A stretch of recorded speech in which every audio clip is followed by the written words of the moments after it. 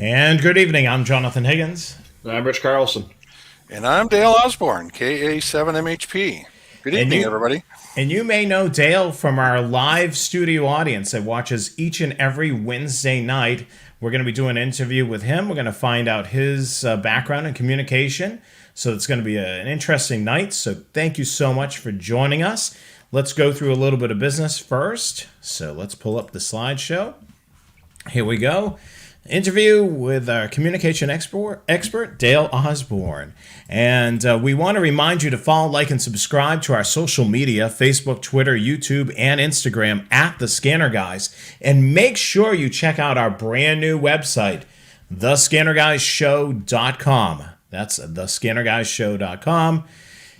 And our newsletter. Sign up for our newsletter at our website as well while you're there. You'll be able to get some information about the Scanner Guys, so upcoming shows, so on, and things you need to check out in our brand new blog. Speaking of our blog, the Train Aficionado blog has got a new entry up on its website, Train Aficionado, which that's the website that I work on. And exploring the Norfolk Southern S-Line, the depots in North Carolina. So you'll be able to check out some photos of some depots there and some background on the Norfolk Southern S-Line. Also, on the Scanner Guys new blog, I wrote a blog post about searching for distant signals, talking about some DXing. So some of you that are familiar with DXing will probably enjoy this and a little bit of my broadcast background as well. So the blog is a brand new thing to the Scanner Guys website, so make sure you check it out, thescannerguyshow.com. And while you're there, guess what? You can shop our store as well. We have hats, t-shirts, and coffee mugs. We got everything you need. So make sure you head over to the website and check those things out. And some big news. Let's talk a little bit about this. When I was out in Las Vegas, this is the first time I was able to check out one of these Fry Electronics. And typically, you know, for the most part, Rich, you see a wide variety of scanners back in the day at Radio Shack. And when I went into one of these Fry Electronics, I was like, whoa, they have almost the whole entire product line here. They did. They had the up to the 996s. They had 536s. They had 365s. They had a bunch of different ones while they were still an active store. And they had a lot of accessories. They had antennas. They had some coax jumpers. They had a bunch of other neat radio stuff in addition to all the computer and television stuff that they carried.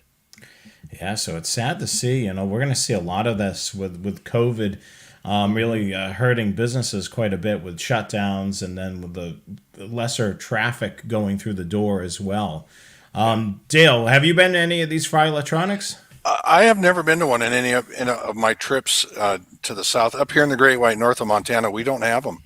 We don't have a lot of these, we don't have In-N-Out Burger here, or Fry's Electronics, or any of the fun stuff that Rich gets to deal with, or some of the stuff you get to deal with in the south. But up here, we have a Best Buy. Yeah, I mean, this was... we have a Walmart. Walmart's everywhere, but, Yeah. But this was what would you say, Rich? It was in its peak. It was probably above probably a Best Buy. Oh yeah, to a degree. Absolutely. When in its peak, it was awesome because they had a huge computer section. They had a whole aisle of radio stuff, which is really unusual these days. It put Radio Shack to shame when it came to parts and stuff. And you can get all kinds of resistors, capacitors, transistors. I spent a lot of time getting those kind of component level parts. Every cable you can imagine, every monitor. Half the stuff in my office here I bought at Fry's. Since I've been out here, and it really was good. Then about 2 years ago, they just started going downhill. They had nothing on the shelves worth buying. The stuff they did have was either cheap crap, to be honest with you, or they were filling up the shelves with cases of water and boxes of paper products and stuff like that, just to give the illusion of having stuff to sell. Wow, so it was the slow demise of Fry Electronics. And I went there, I forgot, it was, it's been some years ago. That's probably when it was still at its peak. I went over to the Las Vegas race for NASCAR, and that was and this was up the road from the hotel, and I was like, Yeah. oh, electronic store, let's go in there, let's go see what's in there and take a look. So that was some sad news there. But tonight we're going to get to the main topic of our discussion. We've been doing a lot of interviews. We've had some big names in the scanner industry and the communication industry. Dale, so you've been an avid watcher of the show. What got you into the scanning hobby? You've heard Rich, you've heard me. What got you into this hobby? I fall right in line with pretty much everybody else, and it came from my father. My dad was a deputy sheriff when I was younger in a county here in Montana called Cascade County in Great Falls, Montana, where I grew up. And one day he came home from work with a E.F. Johnson Duo scanner and had it at the house. And I could hear the city talking. I could hear the fire department paging out with their warble, and I could hear the county sheriff on low band. At the time they were low band, and that's where it started. And then it snowballed like everybody else. It snowballed from there. And over the years I've been in and out of it a little bit more. And like you, Jonathan, I have a broadcast background. I work in broadcast television for a bunch of years. So, you were in that. And in the newsroom, there were scanners.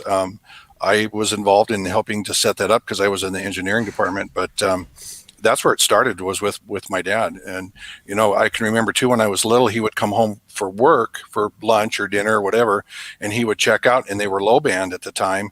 And we had a Motorola black and white TV, and he would check out. We would hear his audio over the TV. It was a 100-watt low band mobile.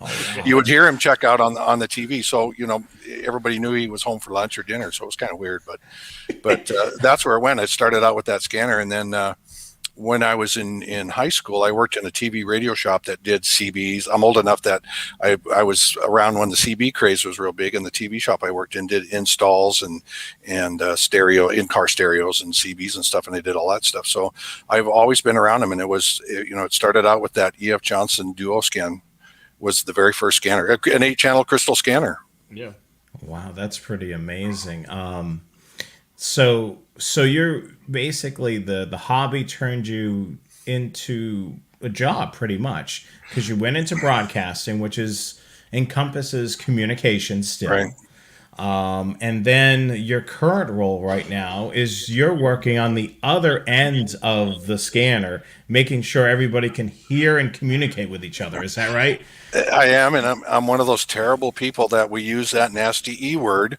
We do incorporate that in some of our stuff. So unfortunately, yes, I work on that end with that everybody listens to on the radio, and that's what I do. I oversee a large statewide system in Montana.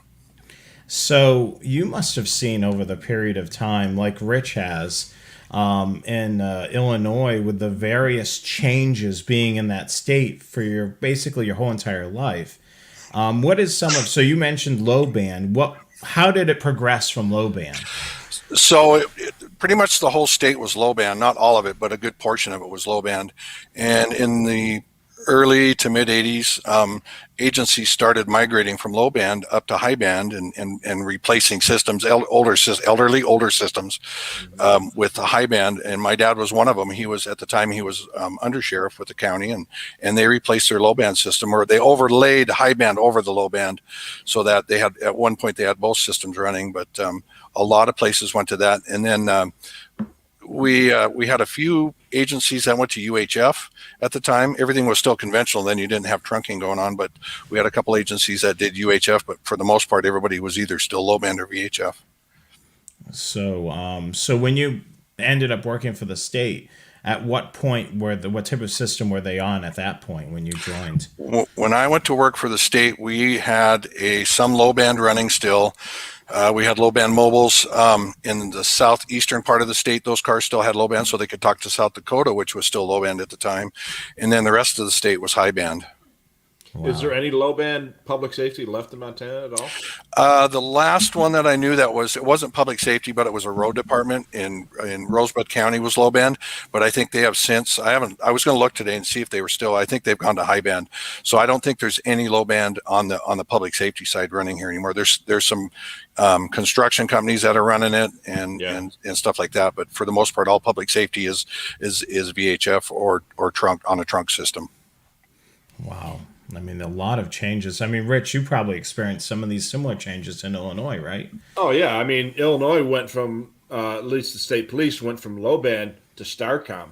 I mean, what a total difference Night and with very day. little in between. Yeah, it went from they went from 1940 to 2010 overnight, and as soon as they put Starcom in the radio, they took all the low band radios out of the vehicles, and they only kept a couple high band channels and the high band radios. But yeah, I mean, it was like that after they switched over. Yeah, the Mass State Police was a similar story. Low band, and then they went to the 800 megahertz trunk system, but they kept the low band radios in the vehicles, and they still do to this day because they use it to, when the talk group that they're on gets too congested, Yeah. they'll use that for communication. Like the troopers will use that as a fallback. Yeah. In the low band days here, there were times when you couldn't talk to your dispatch center very well with low band. You could. My dad tells a story about he was in Las Vegas, Nevada, for a national sheriff's conference, and talked to his office here on low band, and they didn't believe him that he was in Las Vegas. They thought he was in Montana, and there were times we would hear Los Angeles County, not Oklahoma, the rescue squad in Omaha, Nebraska. Shrimping boats off the coast of Mexico. But my wife's in the background going, "Get out of here!" But but wow, I was on my way from Chicago to Phoenix to see my folks, and I had a Bearcat 2020 in the car. So that's kind of telling you how long ago this was. And Illinois, of course, was still on low band. And I'm driving through Gallup, New Mexico, looking for a hotel to spend the night because I can see these thunderstorms rolling in from the west. And all of a sudden, 42.5 comes up, which is the Illinois statewide channel with thunderstorm warnings. And I say, well, yeah, they're right there. And then it took me a couple minutes to realize that I'm 1,200 miles away. It's just coming in like they were shooting next door. I love low band skip back in the day. It's amazing, the low band skip. With Montana, what like you've experienced, what worked the best out there out of all the systems that you've monitored with the terrain? I'm sure that's quite challenging. The VHF still is the big dog here. It with the terrain and the mountains on the west side of the state and the flat on the east side of the state, the VHF systems still are, and that's why the trunk to radio system here is mostly VHF. We're like Wyoming. WyoLink is a VHF system with some 800 megahertz thrown in there, and we're going down that road too with some 800 megahertz sites mixed into it. But the VHF still is the one that is the big dog because you don't get the skip like you do on low band. You get the better coverage. Most systems are high power. You have a radio that's putting out 100 watts. You have a high gain antenna, so your ERPs are up in the 200 to 250, 300 watts, depending on how your gain is. But the other part of it is you get into western Montana where you have a tower that's 6,000 feet tall. You don't need a whole lot of power to have a huge footprint. There's something called safe harbor that anything that's licensed that's new will shut your power down. I've got some sites that are limited to 8 watts ERP, which is Wow. But you're on a 6,000 foot mountain. Yeah. Well, that particular one is 11,000 feet. So it's right it's actually in Idaho. It's by West Yellowstone, Montana. And that site talks into Yellowstone National Park. It talks down into Idaho. It covers parts around the greater West Yellowstone area. But yeah, the ERP is 8 watts. Yeah. That is crazy because you think of a standard portable. What is that? 5 watts typically. 6 to 5 watts. Yeah, with a good charged battery. Yeah. And you're basically using a portable radio. Yeah. That is so crazy. I mean, just to be able to hear all that, that's crazy. Go ahead, Rich. Are you the frequency coordinator for the state? I am one of the two APCO frequency coordinators for Montana. I'm also the chairman of the regional planning committee for 7 and 800 for Montana, which is Region 25. Yeah. Yeah, Is, so that I have that hat that I put on occasionally too. And, wow. and when I put my handlers at APCO tell me that when I put on my APCO hat, I have to take off my local person. That I have to think the way APCO. Yeah, there's rules that you have to follow. Oh yeah, you can't give your agency first dibs on it just because they're your guys. Yeah, the other nice thing about being an APCO member is APCO's headquarters is in Daytona, Florida. Ooh. And what do we have in Daytona, Florida? We have a nice big racetrack there, which I've never been there for a race, but I have stood on the track twice. I call it Mecca. My wife just shakes her head, but I've been on the track, and when my grandson gets a little bit older, we're going to go down for speed weeks and do the whole week. Have you ever done the track tour where they take you out in the van? I've done the tour. Yes, I've done the tour. I haven't had enough fun coupons to do where I get to drive a car. That may come this year. We don't know. I mean, when I'm in Phoenix in November for that race, we may do that if they're doing that in Phoenix. Yeah. So, yeah. A friend of mine, Scott, years ago was really into NASCAR, and I really wasn't. And he took me down there, and I'm thinking, oh, this is gonna be boring. And then he put in the van, and it was like, wow, this is pretty cool. You get to thinking about it when you watch a race like what was on a couple weekends ago. You think of what's transpired in those pits, what's transpired in those garages over the years since that track's been open. The people that you followed for years, and the big names, the Earnhardts, the Foyts, all the big names that have stood on that. So that I know it's silly to call it that, but I call it hallowed ground. It really is to me. Yeah. Like I know, Jonathan, you're really into racing as well, right? Yeah, I've been watching some of the races, and the thing that I think, Rich, you'd be interested in is the communication, aspect of it. You have all these teams communicating all at once on UHF and not trying to interfere with one another, and it's just and just the level of communication. I mean, you have if you pick a driver, I don't know how you would go to a racetrack without listening on a scanner.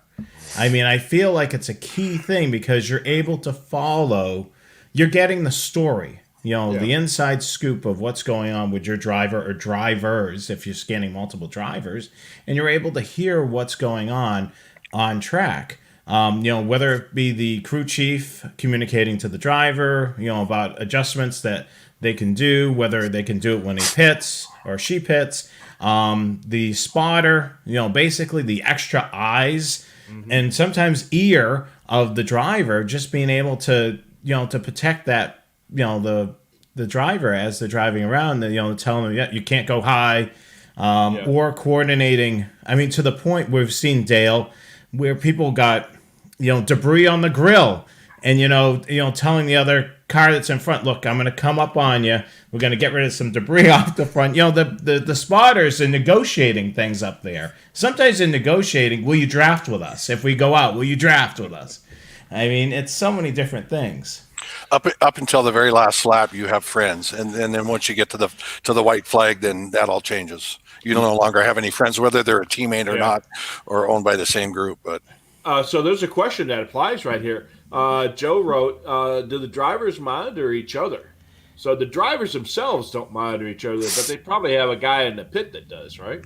The spotter, there's some spotters are usually listening, and there's somebody listening to the other teams, especially if it's a team. It just depends on what's going on.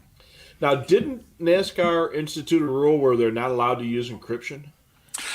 They were using DMR, I think, on some channels. They were doing some digital stuff on channels, and I think that I was going to do some research on that. And I think that during the race, they're not allowed to do that. But you'd notice that some of the crew chiefs are wearing two radios, where they're doing some stuff, that they're trying to not let the other teams hear. And they had talked about doing DMR for everything, but then NASCAR said no, it's a huge thing with the fans, and we want to keep it so that you can listen to it. Oh yeah, and there's the guys with the haulers. Was that RC or something like that? Racing Electronics. Racing Electronics. Yeah, they're raced out of Charles. What am I saying? Concord, North Carolina. So I drive past there when I go to the Walmart over there. I see their headquarters. But yeah, I mean Do you genuflect when you drive by there? Yeah. no, no. I mean, I did see a job there at one point. They had a job opening there for, I forget what it was, e-commerce or something. Mm-hmm. But the great thing about it is if you go to a race, you can go over to one of the racing electronics haulers. It's like $10 now. It used to be, that sheet used to be $5, Right. but now it's $10, so you can get it. And then each driver has a primary and a secondary channel. Program both, because they are using both frequencies. Typically on the primary channel, it's the everybody's on there. The secondary channel is typically the crew chief and the spotter. So a lot of times, like at Daytona, the spotter's constantly giving information to the driver, and then the crew chief can go on the other frequency, tell him he's going to be pitting, in so many laps. So the crew chief's not tying up airtime on the main channel. It's kind of a cool thing. You think of it, you're monitoring, you get the crew chief and the spotter monitoring two channels at the same time. Sometimes the spotter's monitoring, they're monitoring the track officials as well. I've heard that before, where I've been monitoring, one of the teams, and, he said, well, I just heard the track official say XYZ. So he's monitoring, multiple channels. It's kind of like us with scanners. You have so many things coming at you all at once if you have multiple scanners. Yeah, but they're gonna have to use multiple radios to do that. I would imagine, because you don't want to miss something while the radio is scanning. And you have the broadcast stuff too. There's the wireless microphones that used to be able to monitor. I don't know that you can anymore. It's all spread spectrum stuff, but and their communications too that the race teams and the broadcast people are using too. Some of it's encrypted, some of it or DMR DMR encrypted, just so that you can't hear it and go over and meet Jeff Gordon if he's talking somewhere. But there's still a lot of stuff. I'm seeing in the comments they're talking about race control and the stuff that they're doing. The guy that tells everybody to put out the flag and do all of that stuff. So I imagine that with the big races, they have to have some guy come in, an expert come in and just do all the frequency coordination. I know they do that for big events like the Super Bowl and the conventions and stuff. And there was talk about them using local amateur radio operators in some places. I know in Las Vegas, when they had the races in Las Vegas, or the race at the time, it was a single race, that one of the local ham clubs went to the racetrack and sold alcohol and water and whatever else, and they made a lot of their money that way. And that's one of the few weekends that when AES was still in Las Vegas. There's another electronic store that's no longer around, but AES was closed because everybody that worked there, was at the track. Yeah. Well, at least some of the AES places remained, now that they're HROs. HRO, But that we had the guy that came in when I was in charge of a communications coordination for one of the big events in Chicagoland years ago, and they had the guy that came in to do all the frequency coordination with everybody at the meeting. He was the same guy who had done it for the Super Bowl for like the last 3 years. He was like, and I forget what company he was with, but he was a contractor for the FCC, and he just did frequency coordination for these big events. And he was telling some of the stories about some of the stuff they go on. It's just like there's thousands of different radio channels involved in some of these big events, and he says the races are probably almost as busy. Yeah, I was involved in when the Republican Party had their Cleveland convention. 4 or 5 years ago, maybe 6 years ago. Mm-hmm. I was involved in that a little bit because we sent a team there, and I actually did an STA license, an FCC STA license for our car-to-car channel to use in Cleveland. It wasn't used in that area of Ohio. And working with the FCC, the person that was assigned to it from the FCC and the coordinator for it, we actually we put that channel in our guys' radio so that they had a private channel that wasn't part of anything else that they could use just to coordinate internally amongst themselves. Right. And go ahead, John. It's amazing, just to think of, what happens in Scanner Master's backyard is the Boston Marathon, which encompasses a whole bunch of communities along that race route, which is 26 plus miles. having that, and then plus, they had the marathon bombing, which heightened security even more. Yeah. To have even more agencies federally.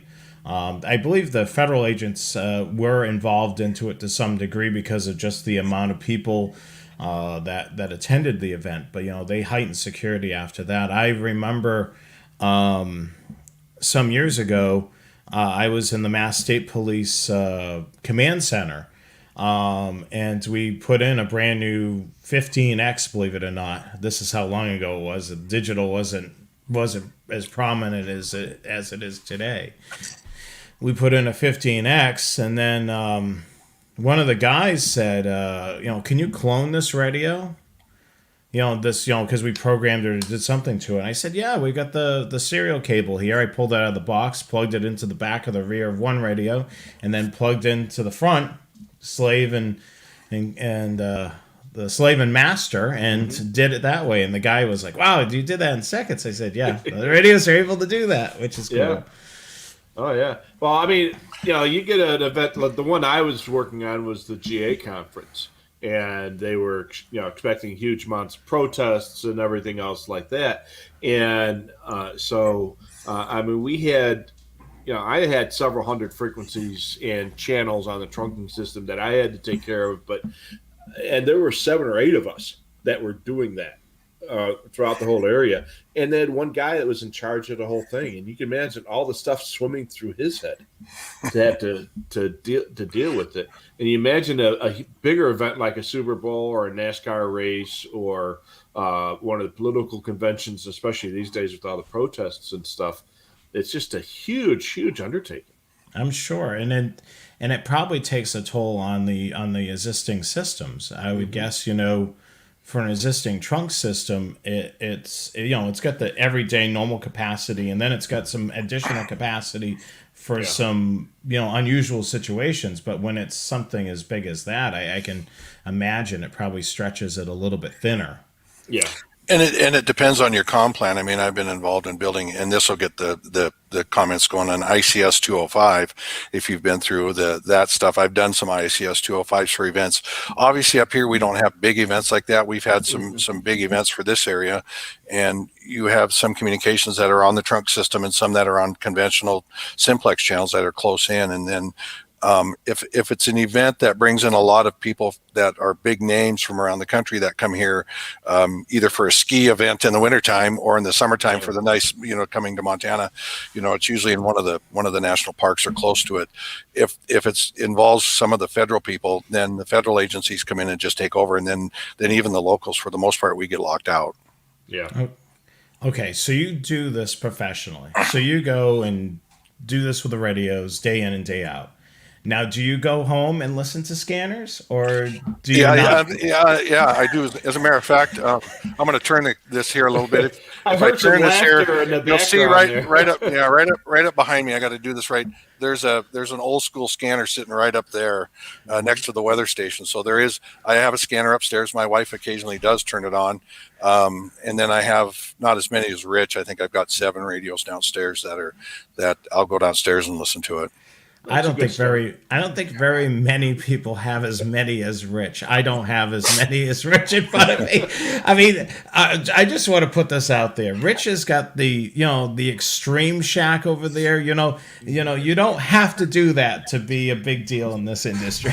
The other part of it is that Rich has something to listen to there. He lives in the greater Phoenix area. I won't exactly say where he's at, but there's enough stuff going on down there that he can almost justify that many radios. Up here, I can't do that. I couldn't justify that many radios up here because there's not that much stuff to listen to. Yeah, you have one radio per channel with this thing. Yeah. Yeah. Oh yeah. Yeah. I mean, we got tons of military aircraft. I mean, all you've got is you've got such a huge area, but so few people. So right. You don't have that much. and that's part of one of the issues. I see a lot of comments about low band skip going up in here. Yeah. Low band skip, just I want to address that real quick. Low band skip for up here, where I see where we get it the most is like in July, August, September, when we get the nice hot long days. I have a couple of CHP frequencies in my scanner and my pickup. As I'm driving around the state, and what I've said before in the comments, I use an 18-inch whip for my scanner and my pickup, a VHF wideband whip. It's actually one that says Motorola on it. We won't say any names there, but it does. And I'll hear occasionally. You'll hear it. You'll see. And the other thing you can listen to that, Jonathan, that you would see is on the FM side, you would hear the lower frequencies on the FM radio dial start to come in. You'll start hearing the out of state radios coming in, but then you'll start hearing the skip on the low band coming in, and it's kind of interesting. And it'll like skip, it's like AM radio, it'll come and go, and you'll get into a hot spot and it'll be there, and then you'll lose it completely. But yeah, one of my scanners out there, I do have a bunch of common low band, like 33.7 and some of the CHP stuff. Although I'm only 200 miles from or 150 miles from the California border. I can actually pick up occasionally some CHP stuff on ground wave, even when skip is not up. But I pop in some LA stuff just to see if I can hear them. So what do you primarily listen to at home? What's your go-to? Is it a wide variety? Is it particular things? I've got one scanner that's dedicated just to rail. We do have the Southern Line coming through here, and I live in Billings, Montana. So right next to us is Laurel, Montana, which is a big rail yard for Montana Rail Link. So there's some activity here. So I've got one radio that's just listened to rail. I've got one radio that's just listened to aircraft. It's my 785D is just listening to aircraft. And I've got it, I'm not scanning or I'm not searching with it. It's programmed with all of the local frequencies around here, mostly the Salt Lake Center frequencies, the high, the military versions and the Victors and the uniforms. There we go. And then I've got a radio that's listening to the counties around me. And then I've got one radio that's just sitting on fire page. So if they page out here, I'll hear that. And there's one that's listening to the city of Billings trunked radio system. It's a P25. It was an EF Johnson multi-net trunk system, and try to listen to that on a scanner. It's kind of LTR based, but it was like a super LTR, and scanners never really seemed to pick it up very well, but they migrated to a P25. So I'm listening to that, which, by the way, they do use that ugly E word. But I hear that, and then I've got a couple other scanners I've got one that's dedicated to Wyoming, and for some reason in the last couple of weeks I haven't been hearing Park County, and I've been hearing Bighorn County, Wyoming. I haven't heard WyoLink. The closest WyoLink site to me is pretty far away, and the weather conditions have to be just right to hear it. And then I've got a couple others that are just listening to my agency and other agencies in the county, and just kind of scanning everything. So I've got some stuff that's dedicated, but others that aren't. How much in your highway patrol hat? How much interaction with other neighboring states do you have to coordinate activities? We coordinate a little bit with Wyoming, Idaho, North and South Dakota, mostly North Dakota, Idaho, and Wyoming. There's a little bit with my two northern provinces. We actually have on the trunk system, we actually have a talk group that we can talk to the Alberta, the province of Alberta, through their system and our system without breaking any federal rules. And I don't have the FCC knocking on my door. We're not paying for a T1 across the border. We don't have radios, but the Enforcement Bureau from Denver thought it was pretty slick what we did. We actually have a border crossing that's considered international on both sides in the same building. And there's a radio on the Canadian side and a radio on the US side that are connected with a phone cable. And when one radio receives, the other one transmits, and vice versa. And the two trunk systems talk to each other. That's pretty neat. So that's a pretty neat. That actually got some national press. So I'm pretty proud of that one. That got some national press on that, of what we did there, how we solved that. So, cool. But as far as the other states, I talk to the coordinators all the time. We do stuff coordination. We're working on being able to talk to the other states. We've been able to do that. That our troopers can talk to their troopers and vice versa, and their dispatch centers can talk to ours. Some of that's changed with WyoLink. We're still working the politics out on that. North Dakota's in the process of going from a VHF conventional to trunked, so that's going to change there. That's going to change a little bit. And then Idaho is either UHF conventional, or some areas are 700 or 800 meg trunk. So we're capable of talking to it. It's just we don't do it a whole lot. Do you have like statewide interop channels, like in Illinois we had ISBRN and that kind of stuff? Yep.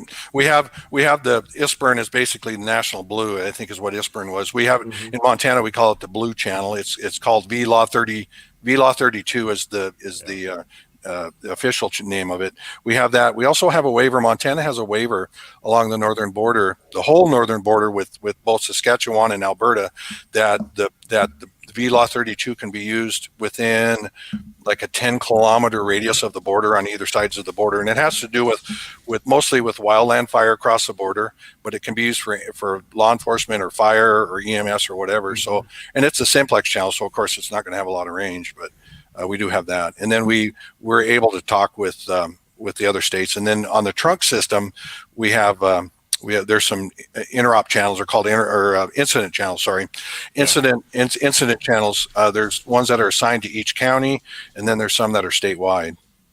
And then we have a mutual aid plan for Montana that came out after the fires in '88. After the big fires in '88 in Yellowstone, it came apart that it was apparent that a lot of people couldn't talk to each other. There was no mutual aid. And a gentleman that preceded me that I've known for 30 years actually wrote a mutual aid plan for Montana that a lot of different states have kind of pilferized and not reinvented the wheel and used it as a primer for theirs, basically. But there is a statewide mutual aid that encompasses law enforcement, fire, EMS, and then interop between them. Wow. My question to you, so you get to use all the professional gear. You're able to hear the system with the professional gear. Now, you've seen scanners go a long way with digital decoding. I would say right now the top tier scanners would be the Uniden SDS 100 and 200. Have you listened to the system with the SDS 100 or 200 side by side with the professional gear, and how does it compare? I would say they do very well. We've got one simulcast system here in Billings. It's 3 sites simulcast, and I can actually I can hear it with some of my older stuff too that do P25. But the SDS 100 and 200 actually do pretty well, and even with my travels around the country, because you both know that the wife likes to find different places to go every year. We're going back to the Gulf Coast here. No. But even listening to, and because I do this professionally, I like listening to my counterparts. When I'm in California, I like to listen to what's going on down there. When I'm in Biloxi, Mississippi, or New Orleans or Pensacola, Florida, I like to listen to them. If I'm in Phoenix, when we were in Phoenix, I brought my little radios. I brought my, for NASCAR, I bring my 325. Before that, I had my first race. I had my little portable 296D that I brought, which was kind of you look at that and compare it to what we have today. It's that radio is about the size of a SDS 100, but my 325 is a nice little radio, and I've taken it to stuff. But yeah, listening to it, the SDSs do pretty well. Yeah. And actually, if on a day-to-day basis, the 996, the 325, they do pretty good too. And not to go back to the old radios, but my digital radio that's sitting back up here, which is a 790-60, it actually does pretty good too. And it's listening to a simulcast, but I'm just using the antenna on top of it, and I'm hearing one of the sites, and it does pretty good. I'm very impressed at, everybody. There's a lot of talk about more like in your area, Jonathan, where the simulcast is a little bit. Probably you have a much stronger signal than I have here, and it could get tough, but it does pretty well here. Yeah, I noticed. I didn't realize the county that I was in is simulcast, and my wife makes fun of me. We drive past where the site is, And I tell her every time. I didn't realize I kept telling her until she told me. So I drive past, see that tower there? That's why I don't have any simulcast issues, because it's not too far away from the house. I'm right next to it. So there's no issues. I'm not in the middle of the county where I'm in between two towers and it's getting all wagged out. And she said, you tell me that every time we go through it. Like, I know. When I start getting techie on my wife, her standard answer is womp womp womp womp womp womp. Yeah. Yeah, I mean, so that's what I like about my wife. She never complains about the radios. Yeah. Well, she does if you leave them on. If you leave them on at night, she cares about the lights. And if I leave the lights on, so I turn the dial lights off on the radio. That's why I'm trying to replace my BCT 15s with 15Xs, because it's easier to turn off the dial lights. I'm currently trying to find the fun coupons to buy a 15X. I want to get at least one. Yeah. I don't have any right now, so I'm trying to save the fun coupons. But we have the 2 trips coming up that I got to save fun coupons too. So, but scanning here versus what Rich can do, and even with you, Jonathan, in Montana, everything is so spread out. You have these large counties that have maybe 1 or 2 repeaters, VHF repeaters. Some will have Mineral County, which is on the western end of the state with Idaho, has 3 sites, and all 3 repeaters are on the same pair. They're on the same input frequency, the same output, and they're running digital. They're running P25 digital. So the code to get for the receiver to hear you and the code that the transmitter transmits, the transmit code's different, so they can tell each repeater apart, but the input one is different. I'm sorry. So each one is separate, but then the output code is the same so that your radio receives them. But I have a county here that's bigger than the state of Rhode Island. Yeah. And they're covering it with 1 radio, which is unusual. It's a not very well populated county, but most of the stuff here is very spread out. Oh yeah, we got a state here, Arizona. It's only got 15 counties, and some of these counties are bigger than they're like the size of Indiana. I think. They're huge. They're huge counties from what I can see. I mean, for me, I'm able to hear Mecklenburg County, which is where Charlotte is, and then I'm basically 2 counties over, and I'm able to hear that system. It's a simulcast system, and I'm just amazed. Yeah. And listening to someone else's monitoring it in the city, just because of that simulcast issue, it sounds like crap. I was monitoring somebody that's monitoring the system in the city. They're right in it. It sounds terrible. It sounds great here. I'm so far away from it. I'm not running into any simulcast issues. I mean, Rich, you and I talked about that, and you said that's why you're so far away from it. You're not dealing with all that noise. No, that's where I live. I live way, way out in the desert, and we have a site. I can look out my window at night and see the light on the site. I mean, it's right there, and it's probably less than a mile from my house. And that is part of a simulcast system, but I'm so close to that tower that I can't hear any of the other ones. So I don't have simulcast issues at home. But I tell you what, I drive into town, half an hour into town, and my regular radios don't work at all. The SDSs work fine. That's amazing. I think we lost Dale's audio. Yeah, we lost your audio. No audio. No audio. How about now? There we go. What were you trying to tell us, Dale? I was saying one of the counties out west, we have a simulcast conventional system that, with simulcast, you have a receiver. With a simulcast system, you've got multiple sites, and all the receivers are sending their audio to a voter, and the voter's voting on the best audio quality, the best signal strength, and all of that, and then sending it out. But we have a county that has a conventional simulcast system that's got, I think, 7 sites on it. And it's the same thing. If you can get into a spot where you're getting heterodyning because you're hearing 2 different sites at one time, but it, like with simulcast, it all has to be timed very, very well. And it doesn't matter if it's digital or analog. If it's not timed very well, it's going to be an issue. And that's what I think the SDSs do very well on that over the other ones. Well, that's why all these simulcast sites have GPS receivers. and they only use it because they know where they are, but they're using it as a time base so that they can make sure they get that. Do they ever use transmitter steering out there? There's been a little bit, but not a whole lot. Yeah. Now, your job takes you all across the state, and do you have a scanner in your vehicle, and do you use GPS scanning? I don't do GPS scanning. I never have done GPS scanning. I use that nasty word that Rich doesn't like. I have groups and I have it set up like my company radio with zones. So I use the groups in the radio, and I push 1, it's district 1. I push 2, it's district 2. I push 3. So I do that, but I do have a scanner in my truck. I have a 996 P2, which is actually owned by the company. I don't own that one. I did, and it did come from Scanner Master, by the way. I did.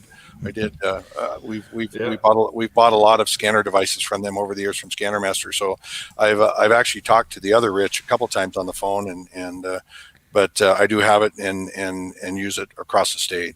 I use it for number one, entertainment. One of the interesting things out here is this time of the year, it's quiet. You get in the eastern part of the state, the northeastern part of the state, and this time of the night, it's 6:45 Mountain Time. And a lot of places roll up the sidewalks. There's no AM, FM, close AM, FM radio stations. You're either listening to French radio from Canada or other AM radio stations that you're trying to DX in. There's not a lot of FM radio stations or translators. So, the scanner helps make the day go faster, but I use it for that. I use it for entertainment. I've over the years, I've used it for work too. We've used them to, when the scanners came out that would decode PL tones, we've done that where if you don't know what the PL tone is, you know what the frequency is, you can key it up and the scanner will decode the PL tone for you, tell you what it is, either DPL or PL. Before I had a UHF radio, we used to use UHF linking here.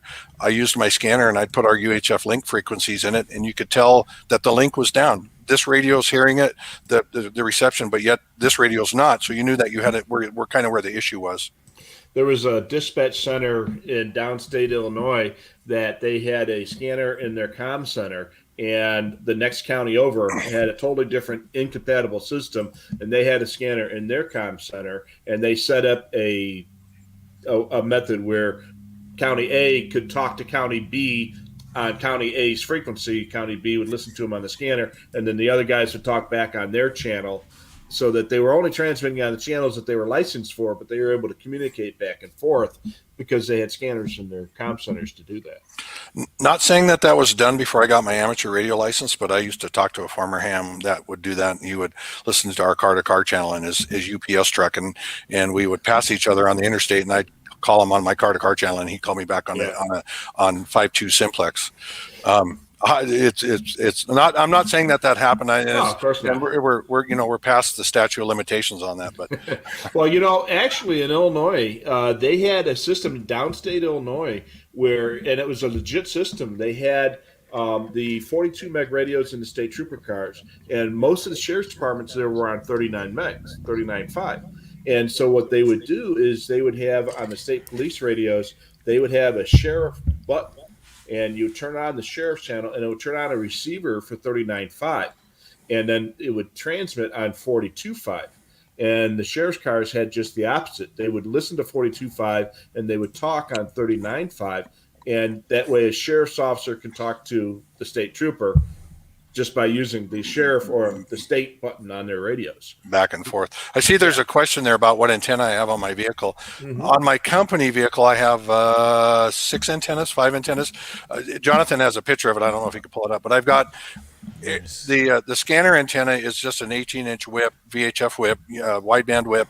I have a 2.5 dB Larson VHF whip for the VHF side. I have a little 3-inch 800, 700 meg antenna. I've got a cell antenna on for my cell booster, and then I've got a Larson UHF antenna, and I have a Larson dual band ham radio antenna on my pickup. And I assume that your call sign is a vanity call?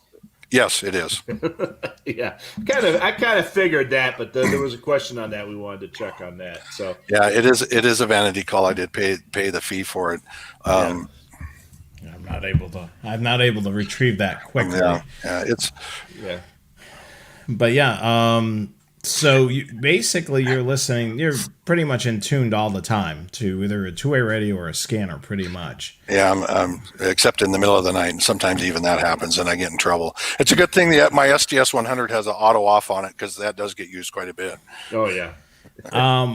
So someone that's listening in your area, what would you recommend to them for a go-to scanner? With what's coming down the pike, what I'm aware of that's coming down the pike with stuff coming on, my suggestion would be either a 996 325, a P2 capable radio, or an SDS radio, either one.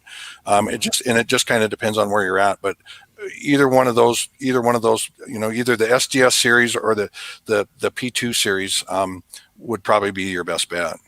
Perfect. Yeah. Is the state system phase 2 now, or is it? No, it's currently phase 1. There's some new stuff that is phase 2 capable, but it's not turned on yet. So it's going to be a little bit before we end up going down phase 2. And I think that the 700 sites and the 800 sites are going to be the first ones you're going to see go phase 2. You still have plenty of capacity, or are you looking phase 2 for capacity increases, or just because that's eventually going to be the way to go? It'll be capacity. Yeah. And I think eventually the FCC, like we went from wideband to narrowband, I think eventually the FCC is going to push that 6 1/4 split, and everybody's going to be forced to go down there. Yeah. Wow. And you can do phase 2 or go to 6 1/4. Right. Yeah. And normally when people go to 6 1/4, you do it digitally. You're either, it's modulation at 6 1/4 is pretty narrow. I wanted to answer Alicia there. She said no FM in Montana, and yes, we do have FM radio here, Alicia. It's just that in some parts of the state, it's pretty sparse. There's parts of the state that there's more gophers than there are people. Wow. Are there a lot of local agencies using the state digital system? We're starting to see more and more. There's several large counties that are using it, and then a lot of the agencies in it. As we're moving down the road and doing some upgrades to it and doing some other stuff to it, we're starting to see more and more people migrate to it. The city of Great Falls, which is in Cascade County, decided that they wanted to go to 800 meg versus the VHF. They had 2 VHF sites. We replaced those 2 VHF sites with 800. Actually, right now they're running both. There's 2 VHF sites, 2 800 sites. They're looking at doing a third 800 site just because of coverage in the city and building penetration of the VHF versus 800. In the city area, in the urban areas, the 800 does penetrate buildings better than, the VHF talks further away if you're out in the flatland, but the 800 stuff does penetrate better. So we're starting to see more agencies go to it. And it gets used by everybody, like WyoLink. With WyoLink, there's local. Wyoming has more use of their trunk system than we do here, I think, WyoLink. But just like WyoLink, we've got federal agencies on it, local agencies. Sure. If Montana were to succeed from the United States, we'd be the third largest nuclear power in the world. We have a large Air Force base here that oversees the nuclear fields. They have their own trunk system that's running here, and of course that one is all encrypted. I have no control over that. No. And then I assume those agencies that are using 800 in the cities have dual band radios, so they can use the VHF sites outside their area. Yep. So if you migrate out of the coverage of an 800 site, your radio can migrate onto a VHF site, and it's seamless. It's like your cell phone. You don't know that it's done it. Unless you're smart enough to push a button. Most radios have a button on them where you can see the site you're on. The dog is over here growling at something. There must be the security dog here is growling at something.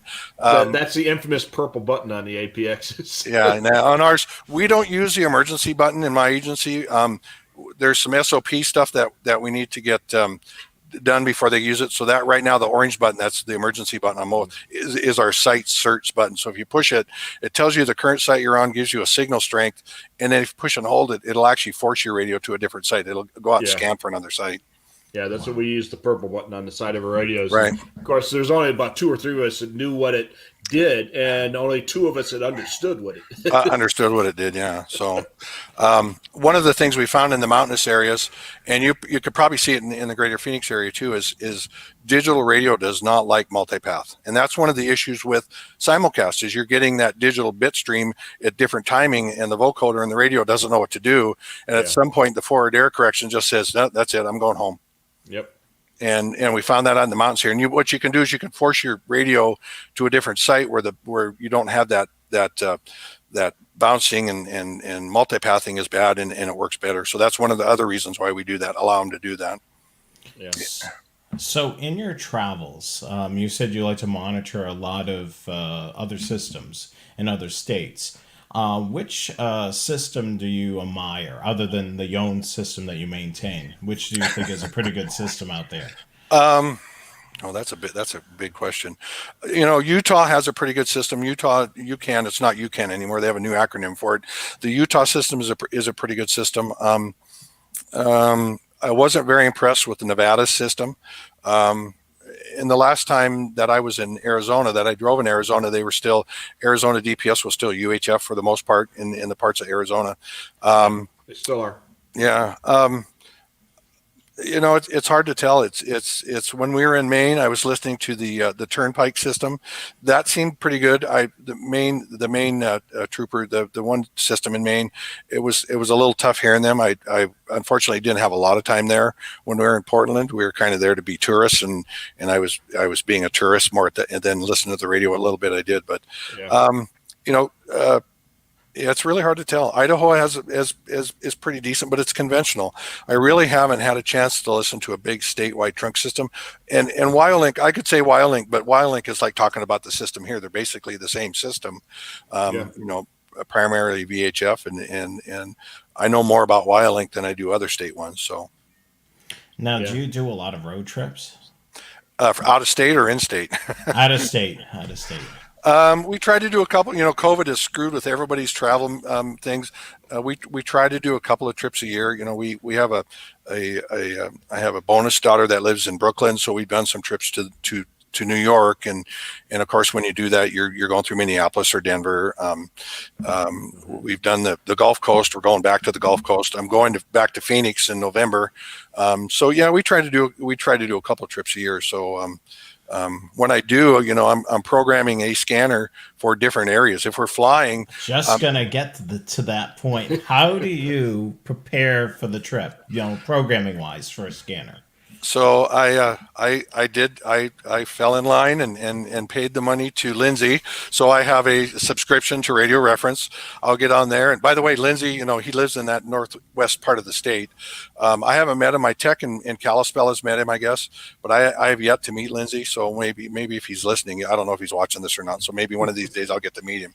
But I'll go on to Radio Reference and I'll just sit down and start, mapping where we're going. If we're flying, I'll throw Salt Lake stuff in. If we're going to Salt Lake, if we're going to Minneapolis, I'll throw the airport stuff in. The trunk systems around the airport that are within, say, 30, 50 miles that I might be able to hear, I'll throw on the radio. And then wherever we're going, if we're flying to Vegas, so my wife can go to a concert or something, I'll throw that stuff in there too. So I'll have different groups in the radio. So group 1 might be Montana, group 2 might be Salt Lake, group 3 might be air in Salt Lake, group 4 might be, and just as we go down the line. So when I'm in the airport, if we're waiting, I'll pull my radio out and change zones and try to listen a little bit until somebody looks at me funny. No. How do you like the zip code feature on the unit scanners with the GPS? When I'm traveling, that's pretty good. I like the zip code thing. If I don't have a favorites list built for it, I'll slam the zip code in there. But with the zip code thing, you're getting some stuff that maybe you necessarily don't want to do. So then you got to go into your list of what you're going to monitor and turn it on or off. Yeah. So, you're dealing with a lot of law enforcement. Is any of them scanner buffs? Have you found that, some of the people that you work with, some of the patrolmen, are some of them scanner buffs, or they just know to press the button and talk and it goes somewhere? Yeah, there's a handful of them there. There's a handful that are amateur radio operators and scanner buffs, and I had mentioned it in last week's show or the show before. I have my wife calls them my scanner groupies. There's 3 gals that are in work in public safety. I'm not going to go much more than that, but they all are scanner buffs, and I have programmed their radios for them over the years. I have a retired Marine Corps guy that lives in Helena, that does Toys for Tots, and he bounces between California, Montana, and I think the greater Phoenix area. And he has a 996 P2 that I programmed for him and set it up with different groups so that when he's in California, he can turn those groups on for California. When he's here, he can turn the stuff on for here when he does it for down there. So there are a few people, it's not huge. Mm-hmm. My tech that lives in Kalispell is an amateur radio operator too. He's kind of a scanner guy. He has a 996 P2. He's the only other one other than me that has it in his company ride. My northern tech up in Havre has his in his shop. My tech that works here with me is a farm boy. When he goes home, he turns the radio off. I gotcha. Yeah. And go ahead, Rich. Have you had issues with any of your road guys putting their own radios or doing things to the radios they shouldn't be doing? Yeah, we have. It's been enough of an issue that we want them to come to us. We want them to come. The other thing I oversee is I see in Montana we have 4 radio shop upfit shops. We build our cars from the ground up in the 4 shops. But when somebody wants to put a CB, a scanner, a 2-meter 440 radio in their car, or we don't do it with the satellite radios. We let them do that if they're going to do a satellite radio. Mm-hmm. But if they're going to drill holes or put an antenna on it, we want to do it. We want to make sure that it's done right. That's the biggest thing is we want to make sure it's done right so that it works right for them. That's a good way to do it. Let them have it, but make sure they do it right. We had a bunch of our guys just before I retired. They started going out and buying those Bofangs so that they could have some car-to-car stuff that wasn't being recorded. No, ain't gonna have that happen anymore. So as for vehicles, what is the state currently using now for its fleet? So we have the Dodge Charger, the V8 all-wheel drive Dodge Charger with the Hemi in it. Goes fast. Yeah. We have the Ford Explorer SUV Interceptor, and we have the Chevy Tahoe PPV. There's 2 different versions of it. There's the SSV and the PPV. The SSV is a special service vehicle, which isn't speed rated. The PPV is speed rated for pursuit rated. Yeah. And we're running that. I'm trying to think what else we have. We have a few pickups that are canine related. What else have we got? Our executive protection group uses either Tahoes or Suburbans. We also do the executive protection for the governor's office, lieutenant governor's office, like CHP does. So those guys use the real nice, pretty leather trimmed SUVs that we set up for them that they drive those folks around in. Yeah. Now, do you ever have you ever taken one of the Dodge Chargers out on a track type of thing to be able to open it up? I cannot confirm or deny that I have taken a car to its maximum speed over the last 30 some years. Yes, that. And I cannot confirm or deny that I've been called up in front of my superiors for doing it. I mean, you're gonna make sure everything's working properly. I have actually gotten the Dodge, the V8 Charger on a track with permission and during a speed school, and that was fun. I mean, those are fast. I probably 140, 145 with one of those. I haven't driven on our current police vehicle operations course. I drove on our old one, which was in Lewistown, which is in central Montana, which was part of a drag strip, actually. Mm-hmm. I had driven on that course years and years ago with an older car, but I haven't driven on the new course. But I haven't done a Tahoe. That's kind of nervous. I haven't even taken my personal Tahoe that fast. Yeah. But the Chargers and the Chevy Caprices. The older Ford Crown Vic, the ones in the early 90s, that first one that I drove, like a 93, 94, it almost felt like you were driving a tractor. The way they had that speed steering thing in it, you get up high and it felt like the front end was floating, and you get a little nervous. We call it like riding the yacht, you know? Yeah, no, it just felt really weird. Now the one rocket other than the Dodges, which are currently here, was in the 94 Chevy Caprice with the Corvette motor in it. That was a highly coveted car. Z74 or Z47 or something like that engine. Yeah, it was like an LT4 and LT1 or something. It was and those cars were little rockets. And when those cars got turned out, when they were done with their mileage out, a lot of people were coming in and buying them for the frames and the drivetrains in them. I wrecked one of those. That was great. Of course, I've wrecked a few Crown Vics in my life too, but yeah, those we had one of those Chevys. We'd just gotten it, and I think it was 90, 91, something like that. And we had just gotten it. And I don't think the thing had 1,000 miles on it when I wrapped it around a telephone pole. Rich, you never. Do you want to share what your nickname was? Richie Radio? No, the other one. Go ahead. I don't remember which one. Crash Carlson? Oh, Crash, yeah.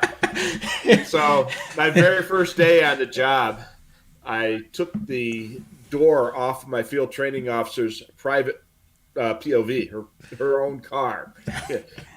Dropped it. She said, "Here, stop alongside my car. I got to get some out of the car." And she opened the door. "Hey, can you pull the squad up a little bit? I need to get my door open." Well, I opened it right for her, caught in the back bumper. And if you're from Chicago, you've seen those ads where the guy's got the junk car being picked up by the auto scrapper, and he pulls the door and it drops, and the guy looks at it like this. It's a classic old ad in Chicago. That's exactly what happened. She was like, "My car, my door." Then I had another crash the next day. So, oh my god. Yeah, LT1. That's what it was. Yeah, the LT1. I ran a snowmobile into a vehicle once coming down a hill with a spectrum analyzer in between my legs on snow that was just. I'm coming down the slope and I've got the brake on and the guy's yelling at me, "Turn, turn, turn!" I'm trying to turn and unfortunately I didn't get turned soon enough and ran the snowmobile into the side of a Bronco. I mean, that's got to be amazing. I mean, you're checking these sites and they're mountaintops and you're using different types of equipment to just get there. Yeah. So it's either, at this time of year, it's either a helicopter, and we snowmobiled for a lot of years, and I'm terrible at snowmobiling. Growing up in Montana, you'd think I was good at it. I spend more time in the snow than I do on the machine. So in 2012, I was able to buy, for our group, I was able to buy a Snowcat. It's a piston bully Scout, seats 5 for dinner. It's a beautiful machine, and now we use the Scout. You know, you drive to the site in the Scout, and you get out and you're warm and you're not in the snow, and it gets you there, and it gets you there safely. But we use that. We use the Snowcat to get to sites. We have some ATVs with tracks. We can either put tracks on them or wheels for when the conditions are such. And other states around us do the same thing. I know, and I think it was Massachusetts State Police had one painted with their colors, their color combination that they use on their cruisers. They had their Snowcat painted those same colors that they use in Massachusetts. And I was thinking to myself, does the state of Massachusetts have sites that high? And you know, they're 4,000 feet, 5,000 feet, whatever. But yeah, so we use that around here, around the state. And we've got snow right now. This year's been kind of a weird year for snow, but we do have some snow now. And depending where you're at in the state, there's some snow. Snow. Yeah, with snow. Yeah. Snow. Yeah. You had some snow, didn't you? Didn't you guys have? I mean, this year that cold front went down south and yeah, no, we didn't get snow here, but we had 2 inches of what they call grapple. It's kind of like a mix between frozen rain and hail. And, you know, of course, it lasted about an hour, and then it dried up and went away. That's crazy. But, yeah, I'm just amazed. You know, I see a lot of the photos that you post, and some of these sites are picturesque views. I mean, literally. Yeah. I mean, you're able to see some of the most beautiful parts of the state that not everyone gets to visit all the time. And there's some stuff that's behind locked gates that you could walk in the summer. You can't drive to it, but because we have communication sites there, we're allowed to go in there. But yeah, there's some very beautiful parts of this state. Not saying that every state doesn't have beautiful places. You know, I like the Gulf Coast. I thought the Gulf Coast in Biloxi, Mississippi, even though the water was brown, and everybody said because it all mixes in there. But you know, there's places that are absolutely beautiful. Phoenix is a great place. I like the greater Phoenix area. Oh yeah, well you get out where I'm at, and you know I look out my window, and it's just mountains in every direction, and it's gorgeous. But you know, I try to convince my wife to let us retire to Nebraska, and she said no. I said, yeah, but we got trains in Nebraska. We could buy a 5-acre ranch next to the tracks for what I pay for electric bills here, you know. And but she said no. So not everybody knows, I had to move upstairs. I have an office downstairs. I was going to do this from down there, and I had some show and tell down there of the different scanners that I still own. And I know that all the three of us sitting here and everybody making comments over the years has had crystal based scanners and the early program scanners. And I have right now, I've got downstairs, I have that 10LX scanner, that one of the first programmable scanners. I've got out in the garage, I have a Radio Shack Pro 2051, I think it is. That's my garage scanner. I have a Regency Z30 downstairs that's down there. Over the years, I've owned, I went from the one that my dad brought home that was actually belonged to the county, that E.F. Johnson. I owned a Pace 308 scanner at one time that I had in several different vehicles. I had a Fox BMP, that Fox, that little 10-channel programmable Fox, that fit so perfectly in my Trans Am in the map pocket in the dash that I cut the back of the map pocket out and stuck that scanner down in there with the mobile mount, and then did a Y splitter on that, and it had the antenna in the windshield. It didn't have a regular antenna on it. Split that. You would never known it was in there. I've had the couple of 760s XLTs. I never did. I never had a 780. I never did go down that road with a 780, but I had a couple 760s. I had two BC 250s. I worked in my broadcast days. I worked in Wyoming, in Casper, Wyoming, when the first commercial UHF station went on. And down there, I had one of those down there. Trying to think of what else. In the TV station, we had some older Bearcat programmable scanners, unit and Bearcat scanners. Some of the more ones that aren't really notable, but that's what they used in the newsroom.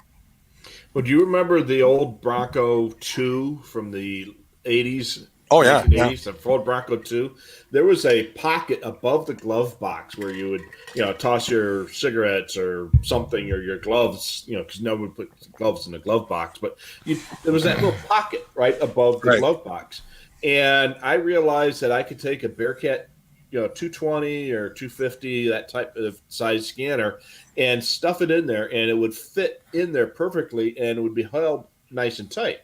So I just drilled a hole in the back of it, one for the electric, for the cable, for the and a coax for the antenna, and another one on the other side for the power lead, and stuck it in there, and it fit in there perfectly, like it was meant to be in that space. Like it was meant to be there.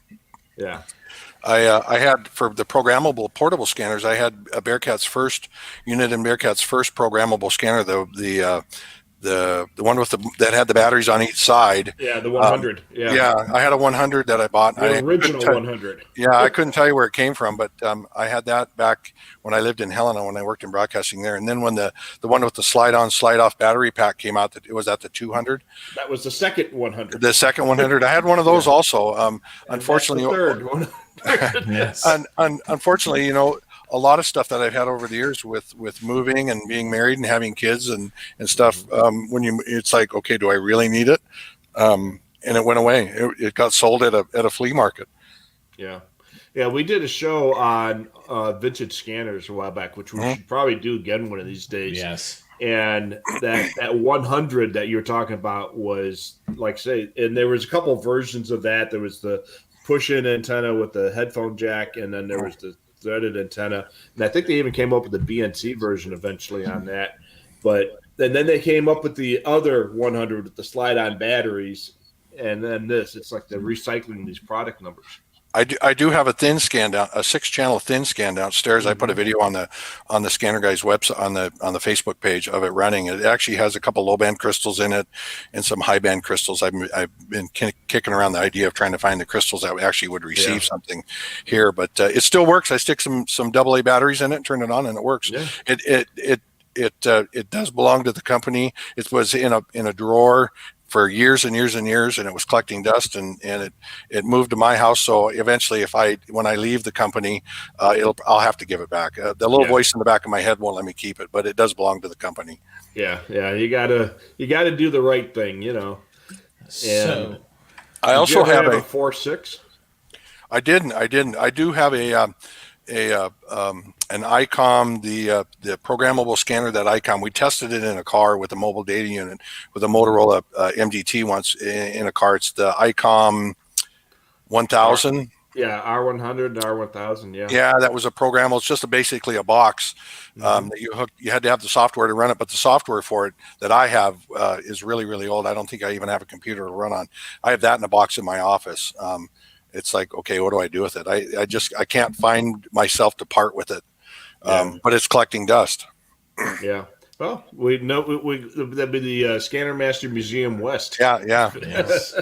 I have, by the way, I have seen that video that the two Riches did when the Scanner Museum was still set up out east that they did on YouTube. And that was quite a while ago, but I did see that video. I have seen it. It looks like a vintage video. I mean, it has that feel. I didn't produce that video for the company. Yeah. I was going to ask that if you were behind the camera. Were you behind the camera on that? No, it was that's a classic vintage video. You know, you had the two Riches, and you know, both of them just sitting there stiff as can be. I mean, the Rich that I have now is more relaxed in front of the camera than the Rich that was in that video. Yeah. It was the first time I didn't even hear of YouTube before then, and that was back in the days when you were limited to no more than 10 minutes, and there was no such thing as editing, so we had to do it on one take. And it was. This is what this show is. It's one take. We're live. Yeah.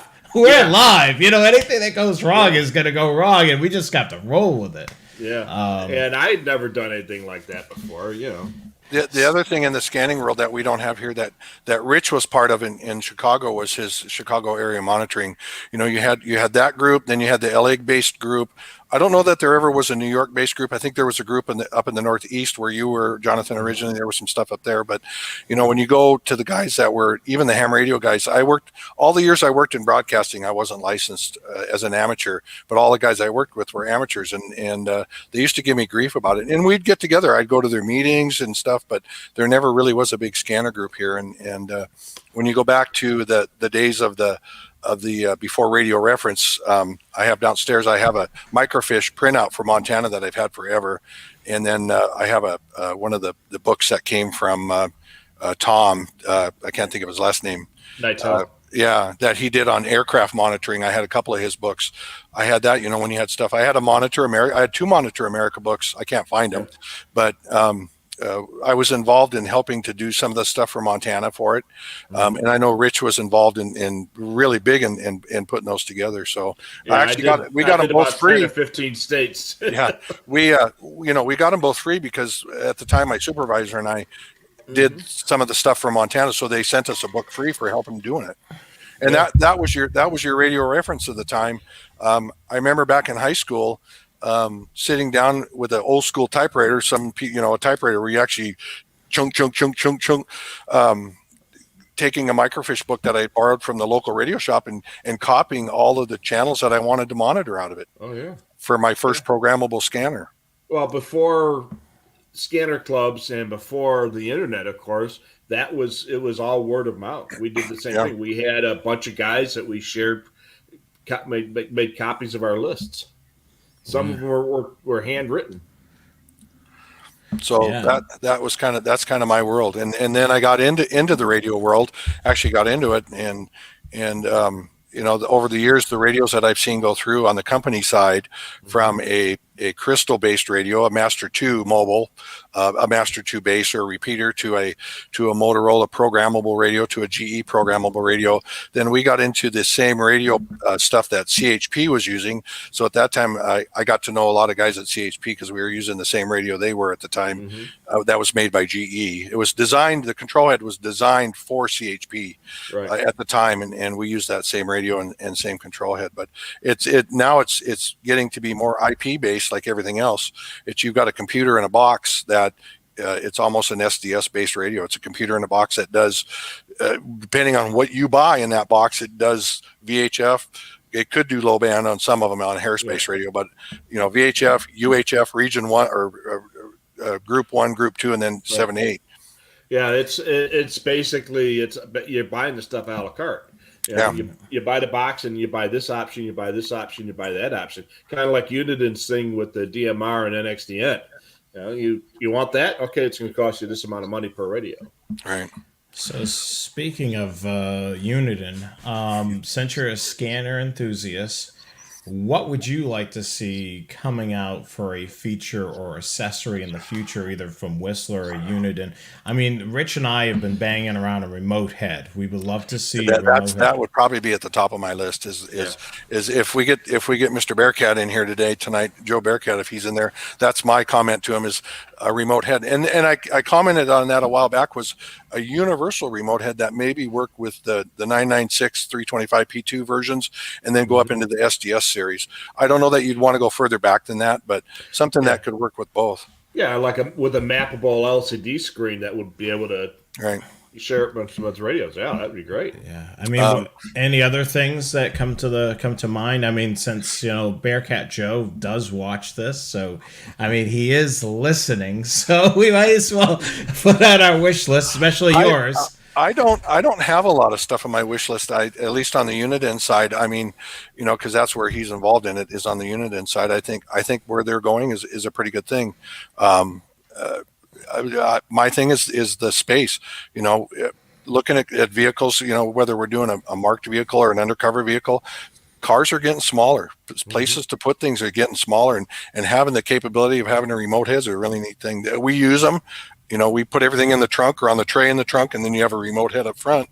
Yeah. And it would be really nice. Yeah. I bought my car specifically because I could fit my radios in there without having to use a head. Right. You look in the amateur radio world, and everything has on the mobile side is capable of remote head capability. My Yaesu 7900, that's in my pickup, and I have another one downstairs for my Tahoe, my personal vehicle, have remote head on them. And I think, Rich, your radio, you've got a 2-meter radio in your car, don't you? Yeah, I've got one. It does have a remote head built into it, but I use it as the full radio just because I happen to have you have that space in this car. Yeah, but on my last car, I had it in the trunk. And when you had your big SUV, you had that box you built that you put in the back. Yeah. It's sort of funny. I had a bigger car, but had less room up front for the radios. So my Tahoe's the same way. Unfortunately, with the radio that I have, the company radio that I have for my personal Tahoe is I call it the James Bond mic, the Motorola 03 mic, where everything's in the microphone. Yeah. Just because I don't have a lot of room. Yeah. We had those in our Chiefs cars, and they worked really well. The guys loved them, but they were expensive. Yeah. Yeah, it's Motorola.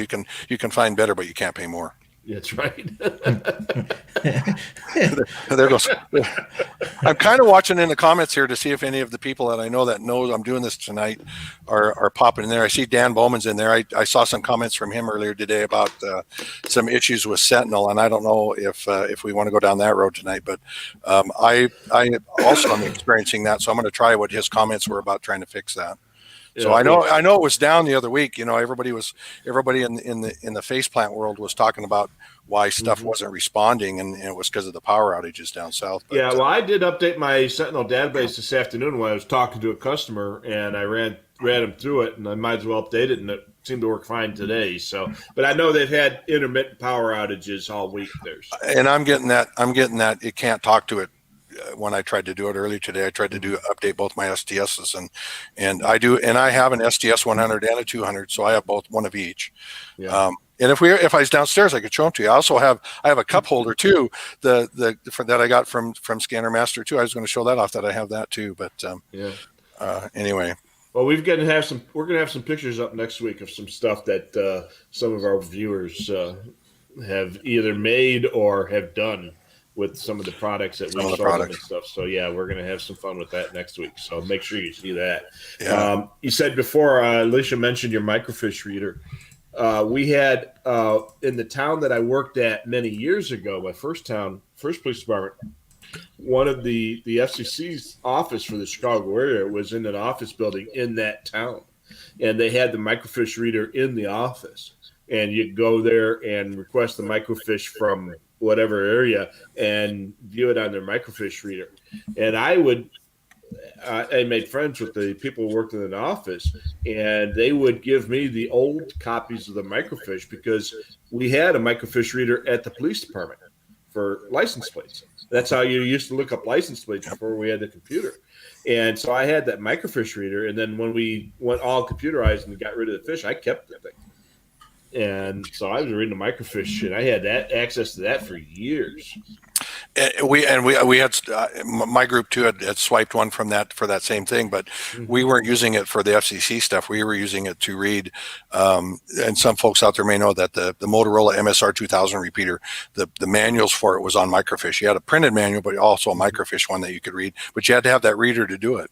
Yeah, and if you had a microfiche reader, you were it was great, and that kept that. And it actually turned out about 4 or 5 years later, I had a phone call from a detective in the next town. Said, "Hey, we heard rumors that you have a microfiche reader." Yeah, I do. Oh, good. Can we borrow it? We need it because they were looking up some old license plate information that they only had on microfiche. They couldn't get from the state. So I hauled this big, huge thing off to that police department and let them use it for a couple of weeks until they found what they were looking for. That's so crazy. Well, you want to take some questions from the peanut gallery? Yeah, sure. Let me do some. What we'll do is I'll let you review and compile those together, and then what I'll do is I'll go over some business right now. All right. So we want to remind everyone that we have our Scanner Guys store, which is now available. We have a hat, t-shirts, and a coffee mug. We're going to be adding more stuff into the store as needed. And you can see there Dale showing off his Scanner Guys shirt right there. And Rich and I both have ours on as well. So make sure you visit thescannerguyshow.com for all that. And we want to remind you our retail partner is Scanner Master. Since 1978, the nation's most experienced dealer of all brands of police scanners, software, accessories, and programming. Shop them online or call them. Call the experts at 1-800-722-6637. They're open Monday through Friday from 10 a.m. to 4 p.m. Eastern Time. Shop them online, of course, at scannermaster.com, and you can drop them an email at support@scannermaster.com. Follow them on their social media, Facebook, Twitter, and YouTube. And next week's show, just want to give you guys a quick preview. We will get wet and wild with scanning listening. It's all about maritime monitoring, so that's going to be an interesting show. So if you haven't dived into this type of communication, definitely tune in. And of course, we'll be sharing some photographs and so on that we've gotten over the last several weeks.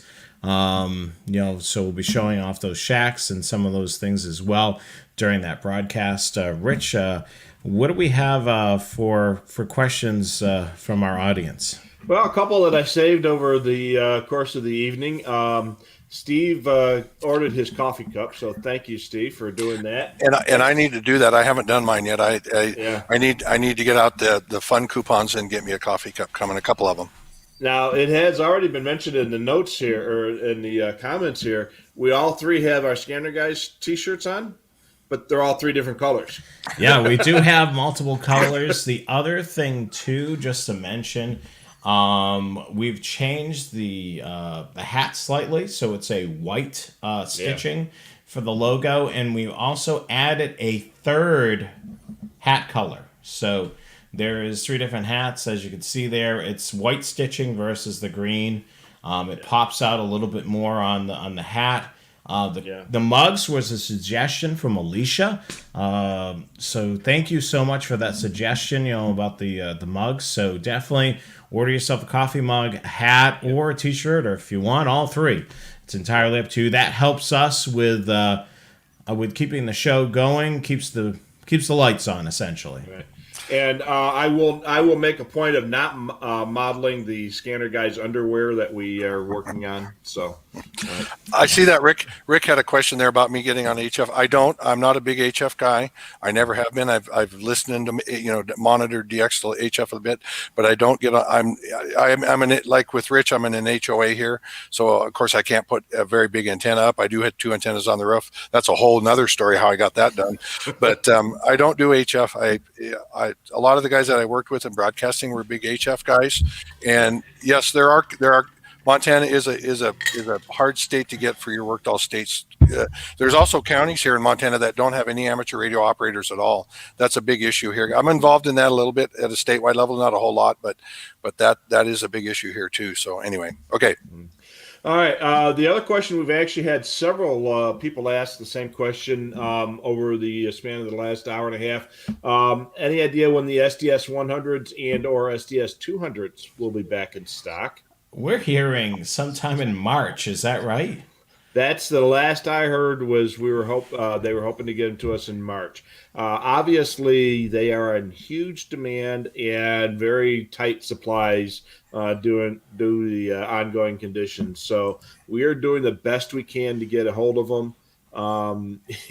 Yeah, we're going to get a lot of Google hits with that. Yeah, but yeah, we are doing our best to get a hold of them, and we will be getting more of them.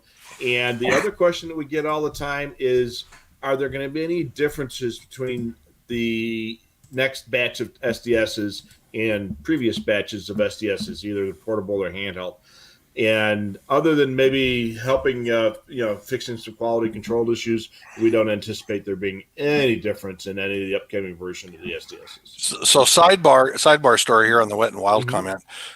We did an event in Yellowstone National Park that involved a national biker group, which will become unnamed, and a lot of federal agencies. The Park Service was involved. A national 3-letter law enforcement agency out of Washington, D.C. brought one of their toys out here from Quantico for a road trip, to kind of a shakedown thing. We set it up in Mammoth Hot Springs, which is the park headquarters, and put up a mast, had some antennas on it, had a satellite dish on it, and people kept coming up and asking if it was broadcast stuff, because it looked like a remote broadcasting. Yeah. And I said what we needed was a sign on the side of it that said "Girls Gone Wild" in Yellowstone, and that got a pretty big laugh. So that's my sidebar story. I actually got a chance to get in one of the beasts when President Clinton was in the town that I worked in, and I was working one of the deals because I was helping coordinate between our people and their people, and they had one of their big Suburbans with the with their communications thing, and I got to sit in there, and that was like, wow, they had some pretty neat stuff. That's how I met the senior President Bush, was during an event here in a hallway at the airport. I was actually working in broadcast television at the time, and they were moving the president from one area to the other, and it was through that hallway, and I was in there for something else. And the Secret Service came in and stopped everybody, parked me up against the wall, and he came walking through and talked to me for a second, shook my hand, and then went on. But at that time, it was before I was involved in law enforcement, but it was still pretty cool. Oh, yeah. Yeah, I mean, I got to see the president. I didn't get to talk to him, but I got to at least see him and see the equipment. I also got a ride in one of the gun cars, as they call them, and it's the Suburban with the bench seats on either side, and those are actually storage compartments. And the one that they showed me had Uzis and other types of small automatic weapons, and they wouldn't show me what was in the other side. I probably Laws rockets or something for all I know. Yeah, probably. So, but yeah, going back to the original question, we are expecting to get the SDSs back in stock. If you are looking for one, and make sure you go to the product page, and anything that's out of stock, if you go to the product page, towards the bottom of the page, just below where it says add to cart, if it's out of stock, you'll see a little box that says email me when back in stock. Click on that, put your email address in there. You'll get an email when we do get them. You're not under any obligation to buy it at the time, but if you want it, that's how you'll be notified. And when the SDSs come back in stock and you want one and you get that email, do it right away, because they are going to go fast. There's our snacks comment again. I see from Joe and I'm wondering if Joe, if you're the one that asked if we were going to have snacks tonight earlier this week. That's where they keep their lunches. They had their beer cooler in that one. Snacks. So Chris is letting us know that Ingham County, Michigan, which is the Lansing area, they are moving over to the state radio system in the fall. So he's looking for updates on that. So I know the Radio Reference database administrator, is an occasional watcher of our show, and he will update the Radio Reference database for when they go on there. Ingham is even though it's the host of the the state capital is in Ingham County, they're one of the last states to join the statewide system, or the last counties to join the state digital system in Michigan, which is, I thought, kind of weird. Evan wrote, after Uniden had his SDS 100 since the early part of January, he's finally getting it back tomorrow because his battery latch had broken. So be very careful when you take the battery off your radios, your SDSs, because that battery latch is kind of flimsy, I would say. Carrying case. Get a carry case. Get a carrying case. The one time I did not have the carrying case on is when I dropped this. And it's the one time. And I was like, oh, crap. And I knew, we've talked about this. It's not the most rugged thing in the world. Yeah. But I was able to get a replacement, and I was able to install it myself. And you can check a look at on Radio Reference. A gentleman on Radio Reference has made a little business of 3D printing. Yeah. And I'm very pleased with that clip. It works really well. So if you have my SDS is wired in right now, so I'm not going to take it. But if you did get one of those clips, it's actually very easy to replace. Well, I have it right here, so let me... Yeah, okay, there you go. So, you just back out the screws that hold the bottom, the back side of the radio, and you don't even have to take the case all the way off. You just back it up enough to get the clip out. Yeah, there's a little pin here, a metal pin, so you're going to take this off, and then put the pin through the new clip, set the pin back in, and then screw it back together, and you're all set. I mean, this is the 3D printer clip, and it's a lot it's sturdy compared to the Uniden one, and of course I got the big back on my SDS. Scanner Master does carry the smaller battery and smaller pack, smaller battery door, I should say. So if you prefer the slim butt versus the larger butt, they do have that at Scanner Master. Yeah, it's Jennifer Aniston versus the Kardashians, right? Scanner got back. That would be one of my suggestions for Scanner or for Uniden, is to in a future production of that, or even sell it so that you could retrofit your older ones, is to go to a metal clip, go from that plastic clip to a metal clip. That I think it would go a long way. I mean, if you're going to drop it, you're still going to have issues. But if they went to a metal clip for that, an aluminum or a spring steel clip, and replace the plastic one, I think that some of that would go away. It's obviously it runs, in the big picture of production runs in the big picture. My wife's yelling at me. You're yelling. In the big picture. It runs up the cost a little bit in production, but I think a metal clip would go a long way. Yeah, and it probably reduce the amount of warranty repairs they have to make, which would probably make it cost less in the long run.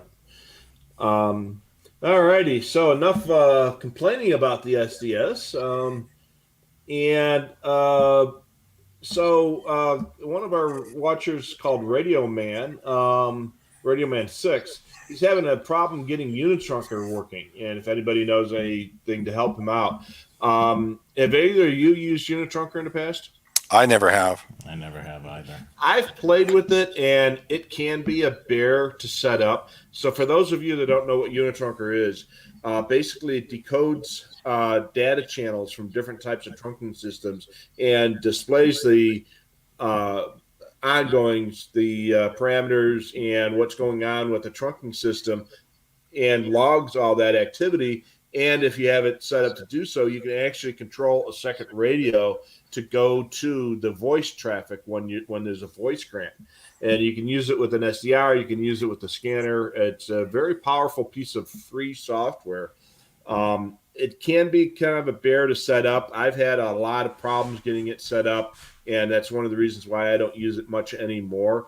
But there is a huge support community at Radio Reference that talks about a Unitrucker all the time, and the writer of that software does hang out on those boards as well. So there's some things to remember, and the biggest thing is to and there's a Google groups for them as well. The Zadig, one of our Dan wrote down the Zadig drivers. That's very important. And every once in a while, you have to reinstall those drivers, and that seems to fix a lot of the problems. So, like a lot of hardware problems with the computers, reinstall the drivers and it'll work. And that seems to be kind of a thing for Unitrucker. So there is a lot of support for that. Chris asks how to put TDMA on his 996P2. And basically the answer to that is nothing you have to do to it. It already does it. So TDMA is basically phase 2 when it comes to scanners. So, and if you're a radio reference subscriber, and let's say it's a 996P2, and you import in a system in, it's going to import in all that information. So you won't have to physically go into the programming and set it. It's going to, when it receives the information, let's say you're using the Butel ARC XT software for your 996P2, you're going to import that system in. It's going to have everything there that you need, all the groundwork's laid. You basically selecting the talk groups and the sites that you want to monitor, and then send it to the radio, and then it's just going to work just like that. There's no having to go deep dives into setting each particular component on the radio. I mean, radio reference, yes, it costs $30 a year or $15 for 6 months. It's certainly a blessing. You know, if you're not into doing it manually, you know, this is going to save you a lot of work and a lot of energy, especially with copy and pasting too. Some people do that as well.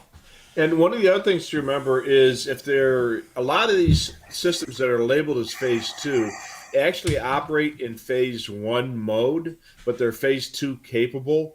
And if they're operating in phase 1 now, and you have a phase 2 capable radio, obviously you're still going to be able to hear it. And then when they do convert, if they do convert to phase 2, if they're using the same frequencies, you don't even have to reprogram your scanner. It'll automatically just say, "Oh, that's phase 2." And the only thing that's going to happen is you're going to see a little bit different, couple of little bit different icons on your scanner display. And the control channel is always in phase 1. The control channel doesn't do phase 2. The control channel is always FDMA and running 12.5 kilohertz. Where when you go to phase 2, when you're TDMA, your 2 voice channels are 6.25 kilohertz. So that the scanner is going to see that that's part of the stuff that you're paying for in the licensing to be able to do that. So that sees all that information in the control channel. Yeah. Now, if you've got 996 XT like this one here, it will monitor the control channel for a phase 2 system because, like Dale just said, the control channel is no different than in a phase 1. It's just going to ignore the conversations that are actually operating in phase 2. So, so if you got a P2 scanner or any other phase 2 scanner like a 436, a 536, or an SDS or TRX, if they go from phase 1 to phase 2, you're not even going to notice the difference. And let's see here. Are there any states in which scanners are illegal? There are some, and some require a permit. So the states off the top of my head that you have to be careful about are Indiana, Kentucky, the state of New York, Florida. And Florida are the ones that come to mind right now. Used to be Michigan, but they've repealed that law. And some states have laws that say you can't use a scanner in the commission of a crime, which is common sense anyway. But leave the scanners out of it if you're going to commit a crime. Yeah, exactly. You know, it's okay to bring a gun, but don't bring your scanner. Don't bring your scanner. Yeah.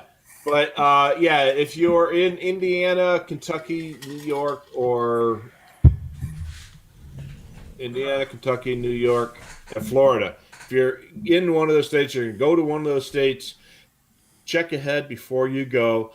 And if you have an exemption that matches their state requirements, a ham radio license or an occupational exemption, make sure you keep a copy of whatever it gives you that exemption. And be a little proactive. Keep a copy of the statute, the state statute, with you that shows that that's exemption. Because remember, most cops don't know anything about radios other than when they press this button, somebody hears them and talks back to them. Yeah, And the That's best. a steep learning curve when you go from a conventional system to a trunk system. Is you have to wait for the triple beep, and teaching troopers and cops that they have to wait for that triple beep to tell them that they can make the call. That's a big step. Yeah, and like I say, these guys got a lot of other things to worry about than arcane laws like that. And I mean, even the agency I worked in, where we did not have any laws that prohibited the use of a scanner, when I asked scanner, I said, "Wow, are those legal? Can people have those?" And, yeah, they can. So just keep keep a copy of that stuff in your in with you, just in case. And again, the laws are going to vary in each of those states on what you can and can't do. Some of them allow you to have it if you have a ham radio license. Some allow you if you're a tow truck driver. Some allow you if you have this or that. Sometimes they might prohibit the scanner just being mounted in the vehicle. In New York, I think it's in Indiana, technically you're not supposed to have them in public unless you're in your own home or place of business. And there's check ahead before you go into those states and make sure make sure that you are in compliance or your exemption actually does exempt you from that. And let's see, scrolling back. I saw a question from Todd asking me if our trunk radio system was ever going to go in southeastern Montana, and it probably is going to be a long time before it comes down into those southeastern counties of Carter County or Fallon County down in that corner. That end of the state kind of plays by its own rules.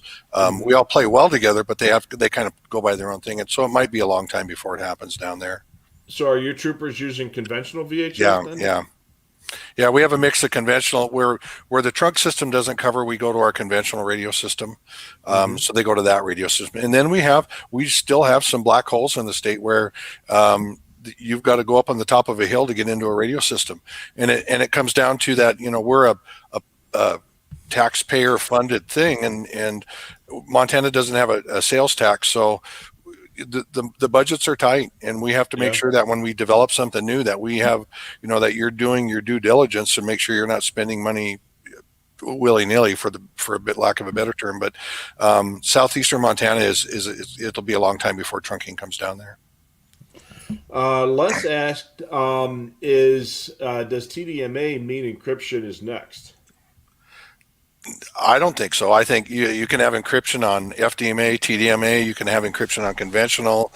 I mean, encryption all it means is that you're scrambling up the zeros and ones. If it's a digital system, you're just moving those zeros and ones around. And if you don't have the decoder ring at the other end, you can't decode them right. My son calls it hieroglyphics. When you listen to an encrypted signal decoded on a P25 radio, it's decoding the zeros and ones, and it's just randomly placing them in the bit stream, the audio bit stream. So my son called it hieroglyphics. Yeah. And then if you ever listen to encryption on a radio that isn't programmed for that encryption, it sounds really funky. Yeah, that's what he calls hieroglyphics. And if you listen to it on a conventional radio, it's just noise. Yeah. Beep, beep, and a little beep at the end. Yeah. So Alicia was responding to somebody's another question about programming talk groups into a scanner, and she mentioned that she doesn't use program the talk groups. She just programs the scanner into ID search, which actually is exactly what I do. I'm not as interested in the actual content of the communications. I'm more interested in the existence of and who's using what. So I'll program in a trunking system like in a 536 or an SCS and copy all the talk group information and then put it in ID search and then start locking out stuff as I confirm or figure out what they are. And I do the ID search too, although I have access to some of the stuff that most people don't that unfortunately I can't talk about, but I do both. So I have some that have the ID in there, what it is, so you see a name come up. Otherwise, you just see the numbers come up. Yeah, and if number comes up, and especially on your system that you don't recognize, you're like, and and like with anything else, you saw the people doing illegal stuff with radios in New York and Chicago here in the yeah. past, but even the trunk radio system, I know Wyoming sees it, we see it here, where people are trying to get onto the system. They have the ability to program a radio, and they're trying to Mhm. put a bogus ID in, and the system, it rejects them. Yeah. Well, you heard about the guys down in, was it South America? The businesses in South America were piggybacking on the U.S. satellites, Yeah, yeah. communication satellites. And, and um, and from what I understand, if one of the pieces of equipment, like a portable radio, gets lost, you guys can essentially brick it. Yeah, we can nuke it. They call it inhibit, selective inhibit. You put the ID in the system, and when the radio gets turned on, it basically kills the radio. Wow, it's pretty crazy, I, the we have one in the technology. we have one in the system now that's lost, a brand new radio that's lost. Nobody can find it. yeah. And if whoever finds it, if the battery's up, if they ever turn the radio on, it will brick it. And it's a security thing. Yeah, we had to do that with one of our radios. We lost it, we couldn't find it, and so we bricked the radio. And about a year later, they found it buried under the seat in one of the cars, and and then we just basically uninhibited it, and then it worked again. And So something you learn from experience when you're going to the class, the Motorola class, to learn to do that, you brick the radio in the class, and you can read it, and it'll say the radio's been bricked. It has to go to an administrator, to Motorola, whatever. But you don't want to try to reprogram it, because if you do that, you brick it permanently. yeah, I learned that from Wow. experience. yeah, and then Then, the only way you can do that is kind of to get back to the depot to get yep, yep, reflashed. Yeah. yep. So, and let's see here, Jonathan. When was the last time you did a newsletter? We've done it during the holidays. I haven't done another one again. It's just been crazy. Hope to do one in March. I know Rich usually writes a piece for for one of the sections of it. So Rich will definitely have to talk about that and get one out for this month. We've got a lot of big news. Things for sale Yeah. in the store. We've got a brand new website. We're going to start blogging. A lot going on here. That's for sure. Oh yeah. Evan says if his SDS 100 battery is starting to bubble, Ooh. should he go to buy a new one? Yes. Yes, so definitely the battery. If there's no issue with the radio, I would definitely get a replacement battery. Yeah. And for goodness sake, charge your other batteries outside of the radio. And we all know why I'm saying that. hmm Yeah. We've all been there and had to replace or repair the radios because of it. So, with lithium batteries, the other thing too is you got to be very careful with lithium batteries. Don't puncture them. Don't physically abuse them, and keep an eye on them for any type of expansion or anything like that. And at the first sign of any nastiness like that, put the Stop. radio, stop, Take put the it outside battery in the out. driveway or put it on the patio, put it outside someplace where it's not going to cause a problem. So, lithium batteries are great. They're very efficient. They're a lot lighter.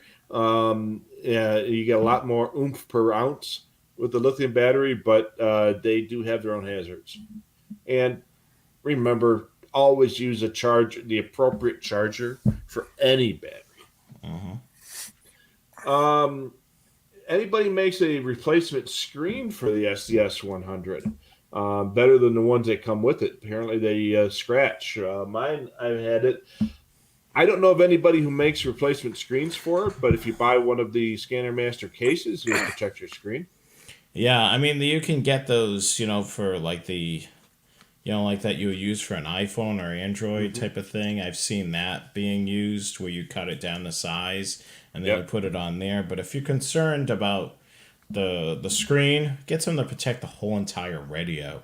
You definitely want to get a carrying case. I tend to carry these radios with me, so I basically have a carrying case for all the radios. Even we don't make a carrying case for the ICOM R20 when we did carry that. I ended up hmm purchasing a case for it because I just wanted it to be protected. I want to keep all my radios. I try to keep them as in new shape or in Yeah. that new look. And the cases, yeah, they do have protective screen on the screen, protective plastic on the keypad, and they also have access points for the buttons on the side and the ports on the side, openings for the speaker, and then something that Rich and I worked up for the SDS because of sometimes it gets a little warm, some ventilation holes on either side. These carrying cases, yeah, they go for about 30. This one goes for about 30 some odd dollars, but it's made right here in the United States. It's an American made product. It's not something that we're getting overseas. So you're paying for, United States jobs, United States quality. When I got my first 436, that's my old one, this is my new one, but I went to the mall and I went to one of those kiosks in the mall where they sell the protector screens for the cell phones, and they had the generic one, and the guy cut it to fit here. And I tell you what, I had that thing for 5 or 6 years, and you couldn't tell there was a protective screen on there. And it worked great. So yeah, if you get one of those guys at those kiosks that knows what they're doing, that's great. But the problem is they don't protect the keypad that way, and that's why the cases are so good. Yeah. So the great thing about that too is it tends not to peel because we're not using this as a touch screen. Like our iPhone or Android phone, you're always touching that for the most part. Like what Rich did.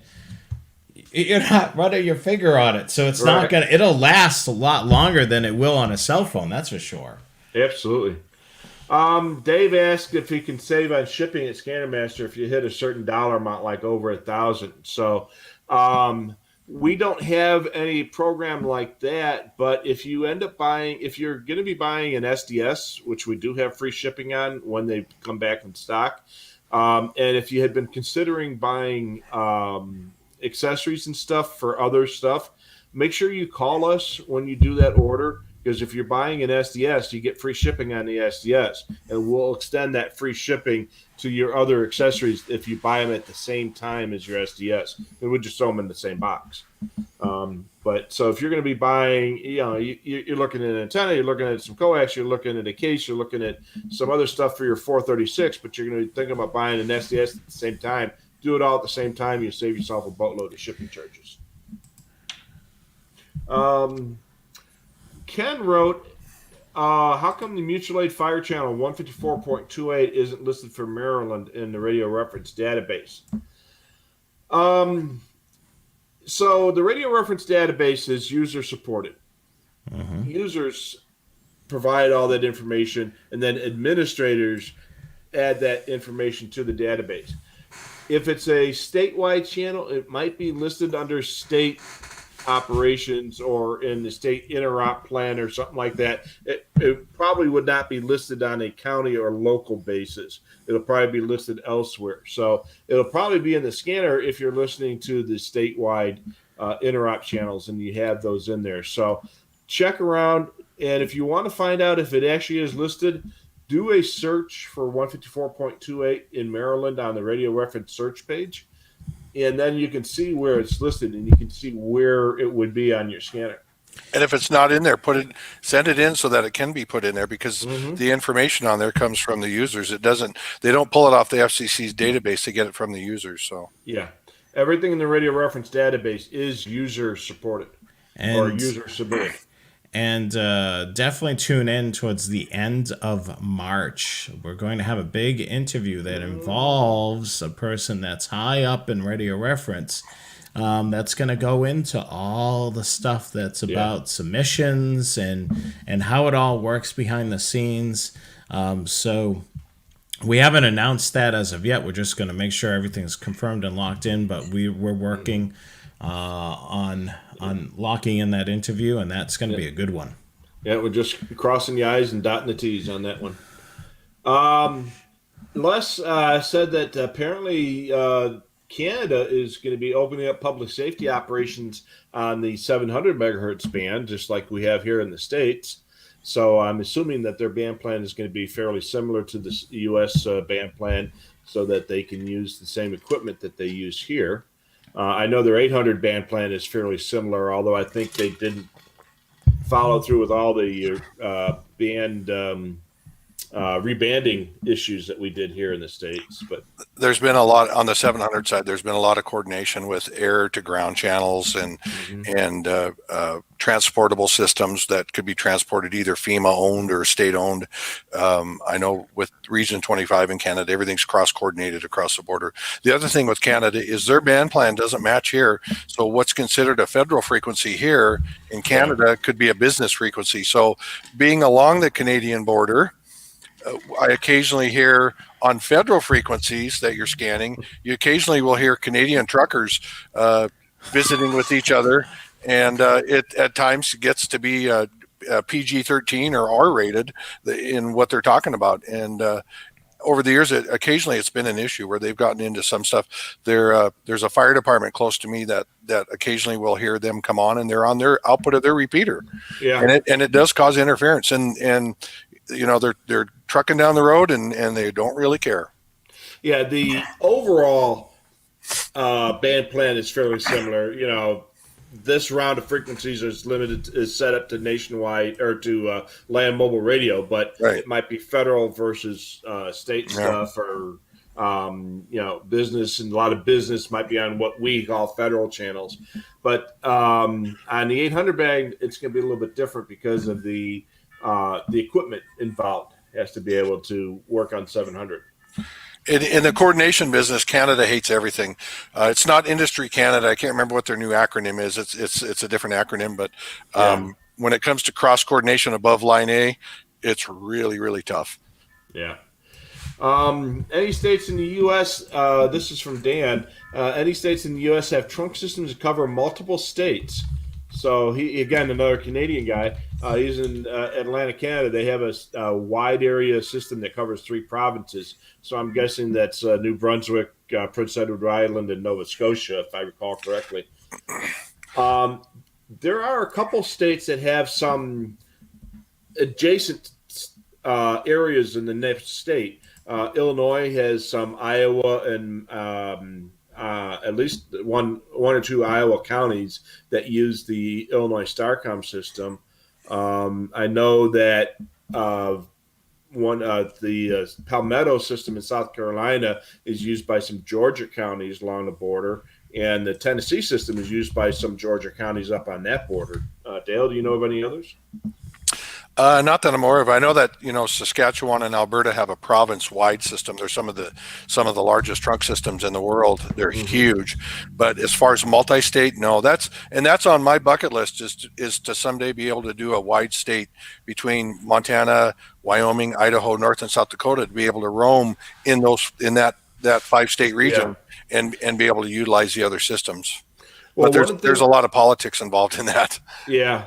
Well, one thing they did in the Midwest is they did put in a roaming feature on the Starcom, the Indiana Safety, the Michigan State system, and I think Marks in Ohio, where you can take an Illinois radio and roam into those other states. And it was just about the time I was retiring when they were working on that, and I have no idea how far they went with that, if they actually set it up so that, you know, with multi-zones, but that was something that was on the, you know, in the plans or in the works back then. So I don't know where they've gone with that. You know, and I know roaming into other states, usually you go onto their system or something if you're a border type county or trooper or whatever. But I know that there's some stuff between Wyoming and Colorado and Arizona, or not Arizona, Nevada and Utah, and some stuff. There's some and I think even between Nevada and California, there's some crossover stuff along the borders, just to make it easier between the two sides.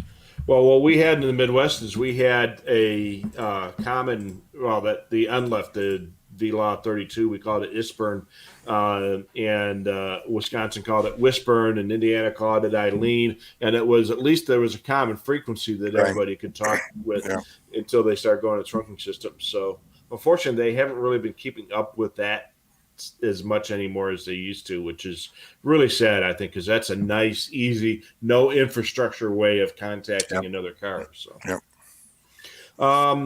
There's a guy, Les wrote this, is a guy in New York City who has a bunch of Motorola radios and some scanners, and he goes out filming fires. And I think I know who he talks about.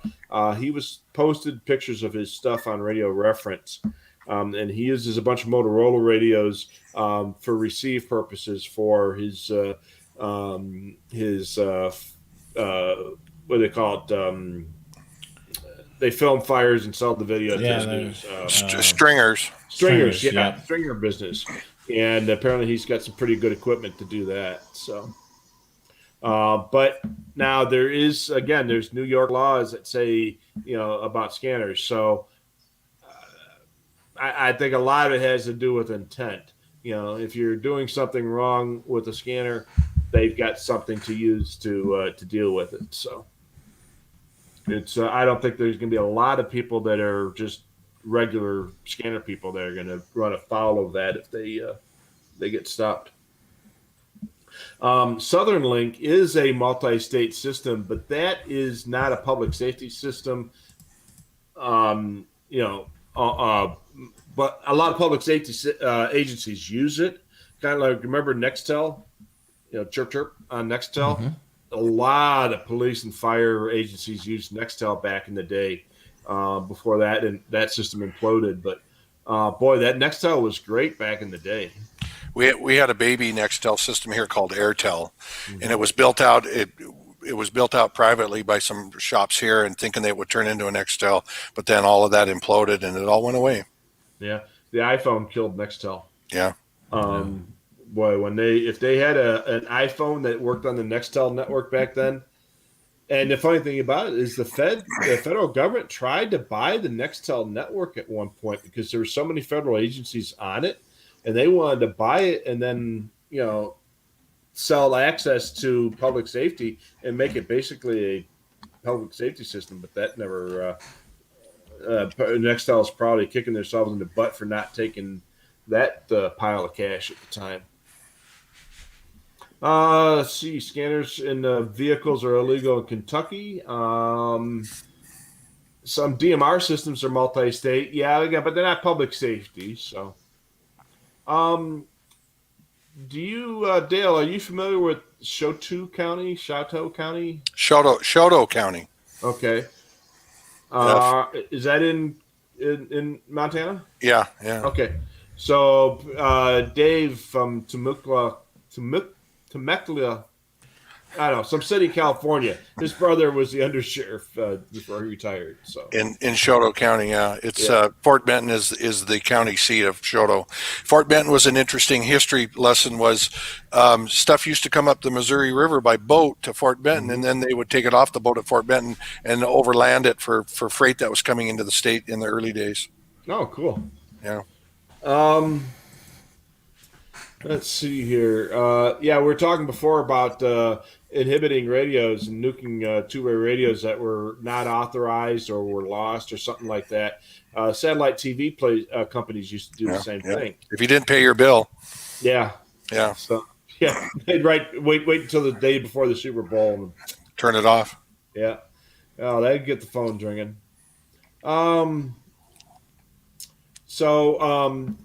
The next question from Dave asked, if radio gets lost, can they? Does it have GPS on it? There's that capability. It's there. I don't know how many people are using it, but some of the newer Apex radios that have GPS capability, it is there that you can ping the radio and see where it's at. And depending on how good a system it is, and if it can see GPS, my Apex, if I'm inside, it doesn't see the GPS satellites. So the little GPS logo, the little satellite logo is blinking, and it doesn't know where you're at. Yeah, we had the APXs. They had GPS in them, but the county that we were in, who actually ran the system, never enabled it on the system. So, but for some reason, they bought the GPS-enabled radios, but they never enabled that GPS. So, for radio guys, when we're out in the middle of nowhere, for search and rescue too, it's kind of a neat thing because if you have it, your portable will tell you your latitude, longitude. So if something bad goes on and you need to get somebody and they need to know where you're at, you can look at your radio and say, "This is my coordinates," and someone can pinpoint you. Of course, you can do it with your cell phone these days now too. Yeah. Well, there's a lot of places in Montana that don't have cell phone coverage. If you want to get away from your cell phone, come to Montana, and there's a lot of places here that your cell phone ain't going to work. Good vacation spot to get away from go off the grid. Yeah. Yeah, we had I had that issue when I also in southern Alberta as well. I was driving from down what is it highway? I forget the number of the highway, but whatever the main highway is from in southern Alberta, and we're coming down there, and I picked up a rock and shattered my windshield. So we were going to be spending the night. And I forget the name of the town in Montana, just outside of Yellowstone. West Yellowstone. No, I mean a little bit further out. A You bigger got town, Bozeman, Bozeman. Belgrade. Okay. Bozeman. And so I was trying to call, looking for glass shops in Bozeman to get my windshield replaced. And we ended up having to stop once we got into Wyoming. I think we were in what's the name of the town on where was it White Bridge or White I forget the name of the city, just inside of Montana from Canada, and where we finally got a cell signal, and then we had to drive around to find a cell signal before we can go in there and call and get that scheduled out. You'd have to tell me what highway you were on to know what road it was or what town it was when you're coming in. Whether you're on Interstate 15 or on some of the 2-lane highways. Yeah, it might have. This was a long time ago, and my brain is kind of mush when it comes to that. So, on the battery pack question we had before, Joe writes that if the battery is bubbling itself, or is it just a sticky cover that's bubbling? So if it's just a sticky cover, it's not a big deal. All that is a piece of paper with some adhesive on it. If the battery itself, the metal or the plastic is starting to expand, that's when you got to worry about it. Any cases or battery packs for the 436? Yeah, that's what the battery looks like. Yes. I'm sorry. I'm looking at the delayed. Yeah, I'm looking at the delay because I'm looking at the comments over here. So I'm over here. I should go back to this one here, so I'm not delayed. You want me to swap us back? There you go. That's better. Yeah. I mean, The problem is there's about 5 seconds latency between when we're talking and you're seeing it. So that's why I was kind of. All righty. We're gonna play musical hosts here. yeah. So this is the battery, and then so if this plastic is bubbling up because it's just not adhering to it, this plastic label, that's fine. But like as Rich said, if you're seeing some damage with the plastic, or you're seeing in this metal part that it's actually expanding, yes, don't use the battery anymore, as Joe said.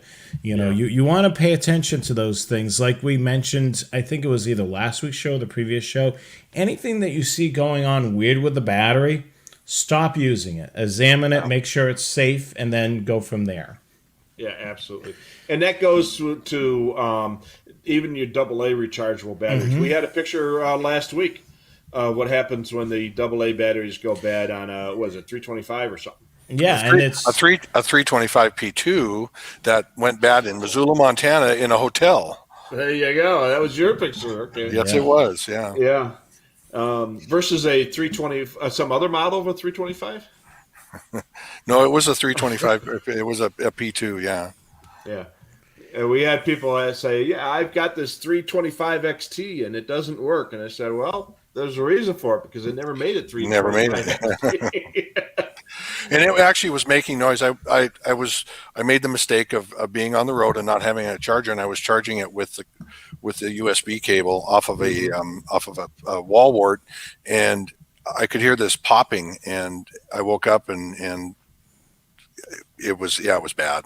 It was good that I found it when I did, because it could have gotten uglier. Yeah. Well, I had a scanner, and I don't remember what model it was. About a year ago, I took it out of storage in my garage and opened up the back, and I had forgotten to take the alkaline batteries out of it, and now they're all white and white powder. White powder, yeah. And that stuff gets messy. But I was able to get that cleaned out, and it was a 396 XT.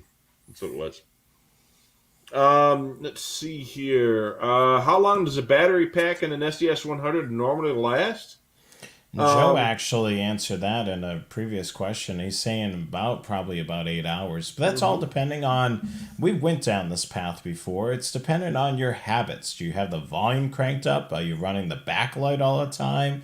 All these things are going to create all types of issues. Whether or not the battery is going to last as long as it is. It. I mean, take for instance your iPhone or Android phone. If you're sitting there playing with it all the time, you have the screen brightness all the way up. Let's say you're not connected to. Let's say your data signal from the cell phone tower is not that strong. You're gonna suck out more battery power than anything else. I mean, if you're able to with a phone, same things. You're gonna reduce down the light. If you're able to connect to a Wi-Fi network, connect to that, turn off your data. I mean, there's all types of different things. Same thing with a scanner. For the battery, I've noticed for myself, it's anywhere from 6 to 8 hours. Just depends on your habits. Well, back in the BlackBerry days, and remember those, Dale? Yeah, I had one. That. Yeah. I had one too. I had a Nextel one. Yeah, that's where mine was. Yeah, Yeah, probably had the same model. Yeah, probably. And we go to my in-laws' home in Eastern Kentucky, and as soon as we left Frankfurt, the cell phone stopped working, and my BlackBerry stopped working. And if I didn't turn off my phone or plug it into power, by the time we got to Elkhorn, the battery was dead.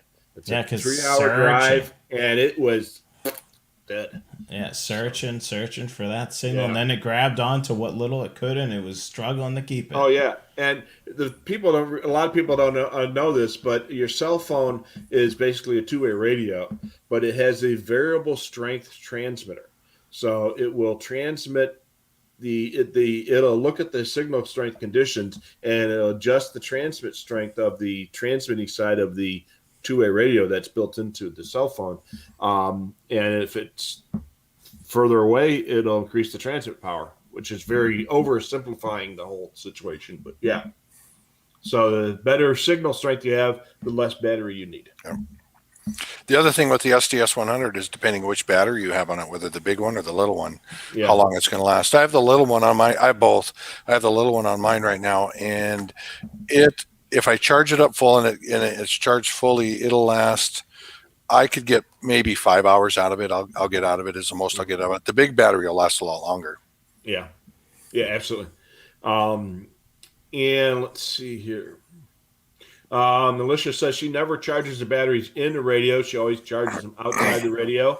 It's a great suggestion. That way, if they go bad, you destroy your $30 charger instead of your $700 radio. Yeah. We were talking earlier about interoperability between states, and in your case, between the U.S. and Canada. A lot of that stuff is patches, and that's exactly what they're doing. Right. The way we're doing it, it's two Apex consolettes back to back is what it is. Yeah, with a piece of wire between two of them. Yep. Yep. In the demilitarized zone. And it works really well because it's a building that's actually on U.S. soil, but it's in the international world. It's considered through this door. It's considered Canadian soil, and through that door on the other side, it's considered U.S. soil. So if you're coming across the border, you can actually, as a Canadian citizen, come on the Canadian side and not have to go through all the crossing the border stuff and then leave the building without going through customs and everything. But if you go through that door, if you're allowed to go through that door, then you have to go through customs, and it just happens to work, and everybody's in agreement that what we're doing, it works fine. So well, before 9/11, you'd go, half the time you go up to the border, and if the border location was closed, they'd have a clipboard and a piece of paper. You just sign in. Hey, my name is Rich, and I climb in at 9:23 tonight. Or if you own land on both sides and you're a dirt farmer, you have a key card that opens the gate. Yeah. When I went to Hyder, Alaska, it did just that. We drove all the way up into the upper reaches of British Columbia, and then we wanted to be able to go to Alaska, so we went to Hyder, and there was nobody there at the border post. It was just a place you sign your name. And nowadays they have before COVID, of course, they would some of the places actually had a video phone. You basically FaceTimed to get across the border. To get across the border. Deanne writes that Jonathan, you convinced him. He just bought 2 SDS cases, the soft leather ones. So thank you, Dan. Yeah, I mean the cases are definitely they protect the radio. I mean, if you want to keep it from scratches, dents, or you're worried about the screen, I mean, the great thing about it is if the case gets a lot of wear and tear, guess what? You can go buy another case. If the scanner case is all dinged up, you know, there's no fixing that other than getting a case and covering it up. Right. I mean, at that point, you know, you could do that. But other than that, you know, I've got carrying cases for most of all my radios, and I just make the investment on it. So we sell them in soft leather, hard leather, and nylon. The nylon is the least expensive, but some people like the appearance better. The soft leather is more like a glove leather, which that's my favorite. I like the soft leather. And then the hard leather is that stiffer stuff, which the same way as police radios are typically carried on a duty belt. They're stiffer and they're a little bit harder to fit in your cup holders and stuff like that, but they are going to give you the best drop protection. And I have the soft leather case one, which isn't on mine right now. It's downstairs on my desk, but I have that case. So apparently the Niagara region police agencies are already using 700 megahertz. So apparently in some areas of Canada, they've already set up 700. So who's... my ride is here. Your ride's here. They're coming to take you away, huh? Is engine 5 going by on a run? It's one of the things I tell people when they're wondering if they need an outside antenna. I said, well, when they come to take you away, remember their radios are designed to work in your house when they come to take you. So, and let's see here.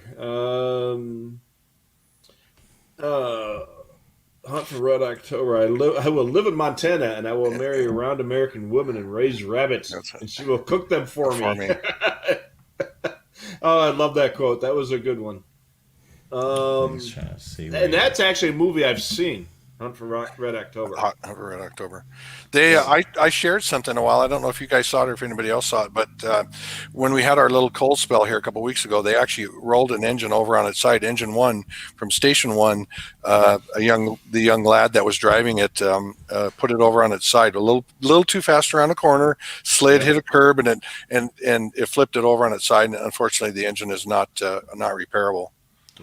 Well, everybody walked away from it with minor bruises, which is a good thing. But there was a town not far from when I was on the fire department. There was a town a couple towns away. They bought a brand new ladder truck, and even 30 years ago, a ladder truck cost $500,000, and they had a big sign on the front of it: "Do not touch the truck." They hadn't set it up yet. They didn't load it up with the hose, with the gears, or anything else, with the turnout gear or anything like that. And they didn't have the insurance set up on it yet.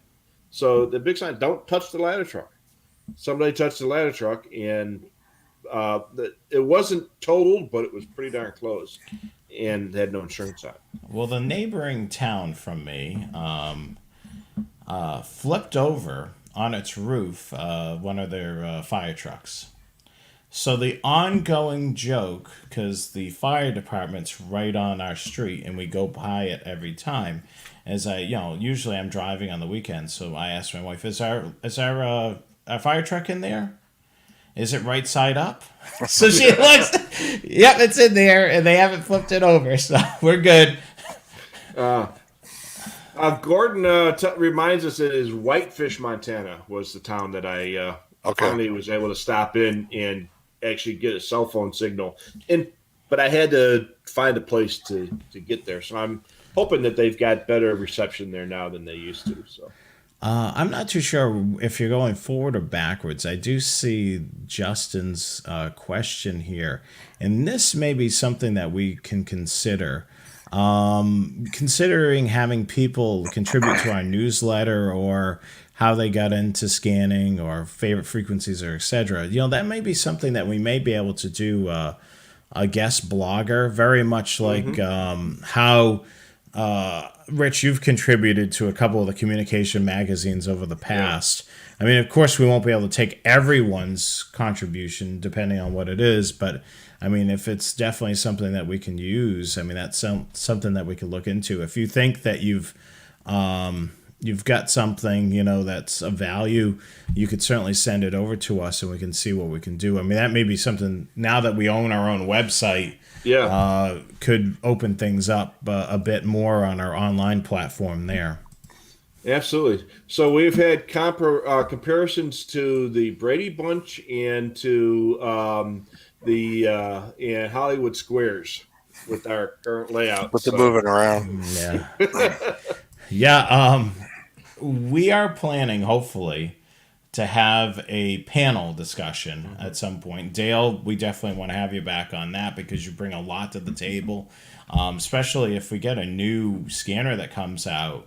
It'd be great to have a panel discussion with a bunch of us. If we all have it, we can talk about pros and cons. We can go across a whole bunch of questions with that. But yeah, this can get bigger. We can have, with our current setup, we can have 10 people on here, which can be a little bit interesting. Yeah, that'd be a fun one. Well, it's interesting to see the different areas of the country. When Marshall was on, you had that from what he had from down south and what I see up here, and it'd be neat to see somebody from the California area or the New York area, and in my world, I know people from those areas, but they all do, they're all in the public safety world or in the APCO frequency coordination world or the RPC world. So I have friends that are in the New York City area. I have friends in Georgia and California, and I see them or talk to them at least once a month or once a year when we have our annual conference. But that would be neat to do on here too. Absolutely. I got a question for you. You're on this side of the show. Normally you're the viewer. You're actually, how does this feel being on the actual show? I'm going to get a whole lot of grief from my wife, but it's fine for me. I mean, it's to me, it's, I'm talking to the TV anyway. When you guys are on and you're making comments, I'm either typing a comment in or saying something to the TV. But at least now we're answering it. Yeah. Well, we see all your comments on there too. I know that occasionally I'll make a couple comments and Rich will ignore them, but it's that you're trying to get everybody. You're trying to get everybody in. I mean, all the people that are in here. I recognize a lot of the names, but there's a lot of people that come to this come and watch the show every week, and it's hard to do it. We're at what now? We're 2 hours and 24 minutes into this, so I have to be like I'm told at work. Dale, you get 2 questions. We want to get out of this meeting. Yeah, absolutely. And we have a couple more comments real quick. If you have older scanners that you're not using, take the batteries out of them. I learned that the hard way. Dale's and Jonathan, I bet you guys have had that issue occasionally too. Oh yeah, my 10-elect that's downstairs has a 9-volt battery in it for the memory, and because it's been on the shelf forever, I took that battery out a long time ago. Yeah, some of the old Bearcats had 9-volt batteries too, but those were a pain to get out because you had to get a screwdriver to get them out. Yeah. Let's see, when the scanner stops, the batteries are dead. Yeah, it's a pretty good bet. Ron suggested to keep your battery as well as you can. If you leave the batteries fully charged when you're not using them, they should last longer. So apparently they have only a certain amount of discharge, charging discharge cycles. So do you use Impress batteries with the conditioner? We have Impress batteries for the Motorola stuff. Yeah, I do have those. Yeah. We don't use the conditioner. I've got some chargers, some on the XTS side. I have some gang chargers, and then everybody has the Impress battery charger or the Impress, the single charger that'll run it through. But I don't have. We have a Cadex. I have a couple of Cadex battery analyzers that come out of Canada. The company called Cadex that we use, and they're set up for different kinds of batteries. My grandson has 4 Sabre 2s that he has, older Sabres that I've run through our analyzer to try to bring those batteries back. So not every 7-year-old has an encrypted Sabre radio. My grandson has 4 of them. Word. So is he following in your footsteps with the radio bug? Not so much yet. He's only 7, but I'm trying to drag him into the NASCAR world, like my son did stuff with me too when he was little, and never followed into the radio world. My grandson likes talking on his radios when he's here. If I'm here and we have time, we're talking on the radios, around the house. But for the most part, that was me talking on the radios. I've done the same thing, going for bike rides. Oh my God, my daughter, Courtney we would go on a rail trail anytime that I could use a 2-way radio. So she'd be riding in front of us, and so I gave her a 2-way radio, and then we'd be communicating with her. And it was fun for her being a kid, but I was like the kid enjoying talking on the radio. Yeah, I'm a big dork. Jonathan, you got a shout out from Justin. Said thanks for helping him out a few weeks ago. The 3 radios he's got are working perfectly.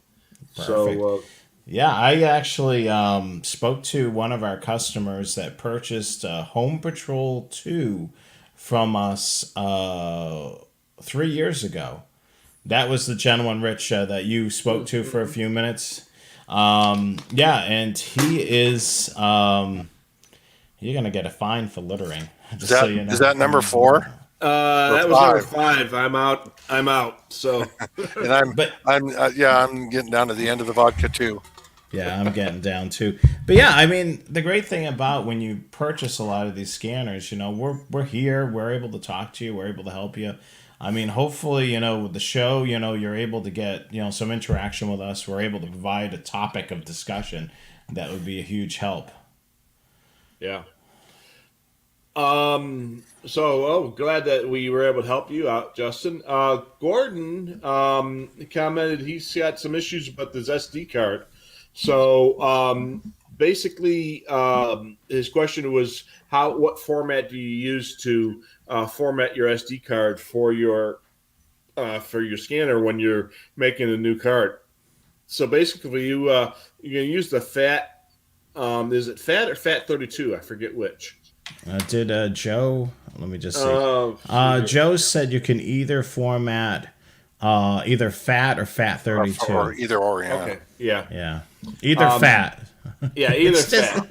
Yeah. So I guess they're talking about you and me, Rich. Yeah. So remember, when you're going to be formatting an SD card for one of the Uniden SD card scanners, you have to format it in Windows first, and then you have to plug it in and try and open it with Sentinel. And Sentinel's not going to see it at first until you open that. You're going to select the menu that says Clear User Data, and then you're going to click on the little box that says View All Drives. And once you do that, then you should be able to see that drive that you have formatted in Windows.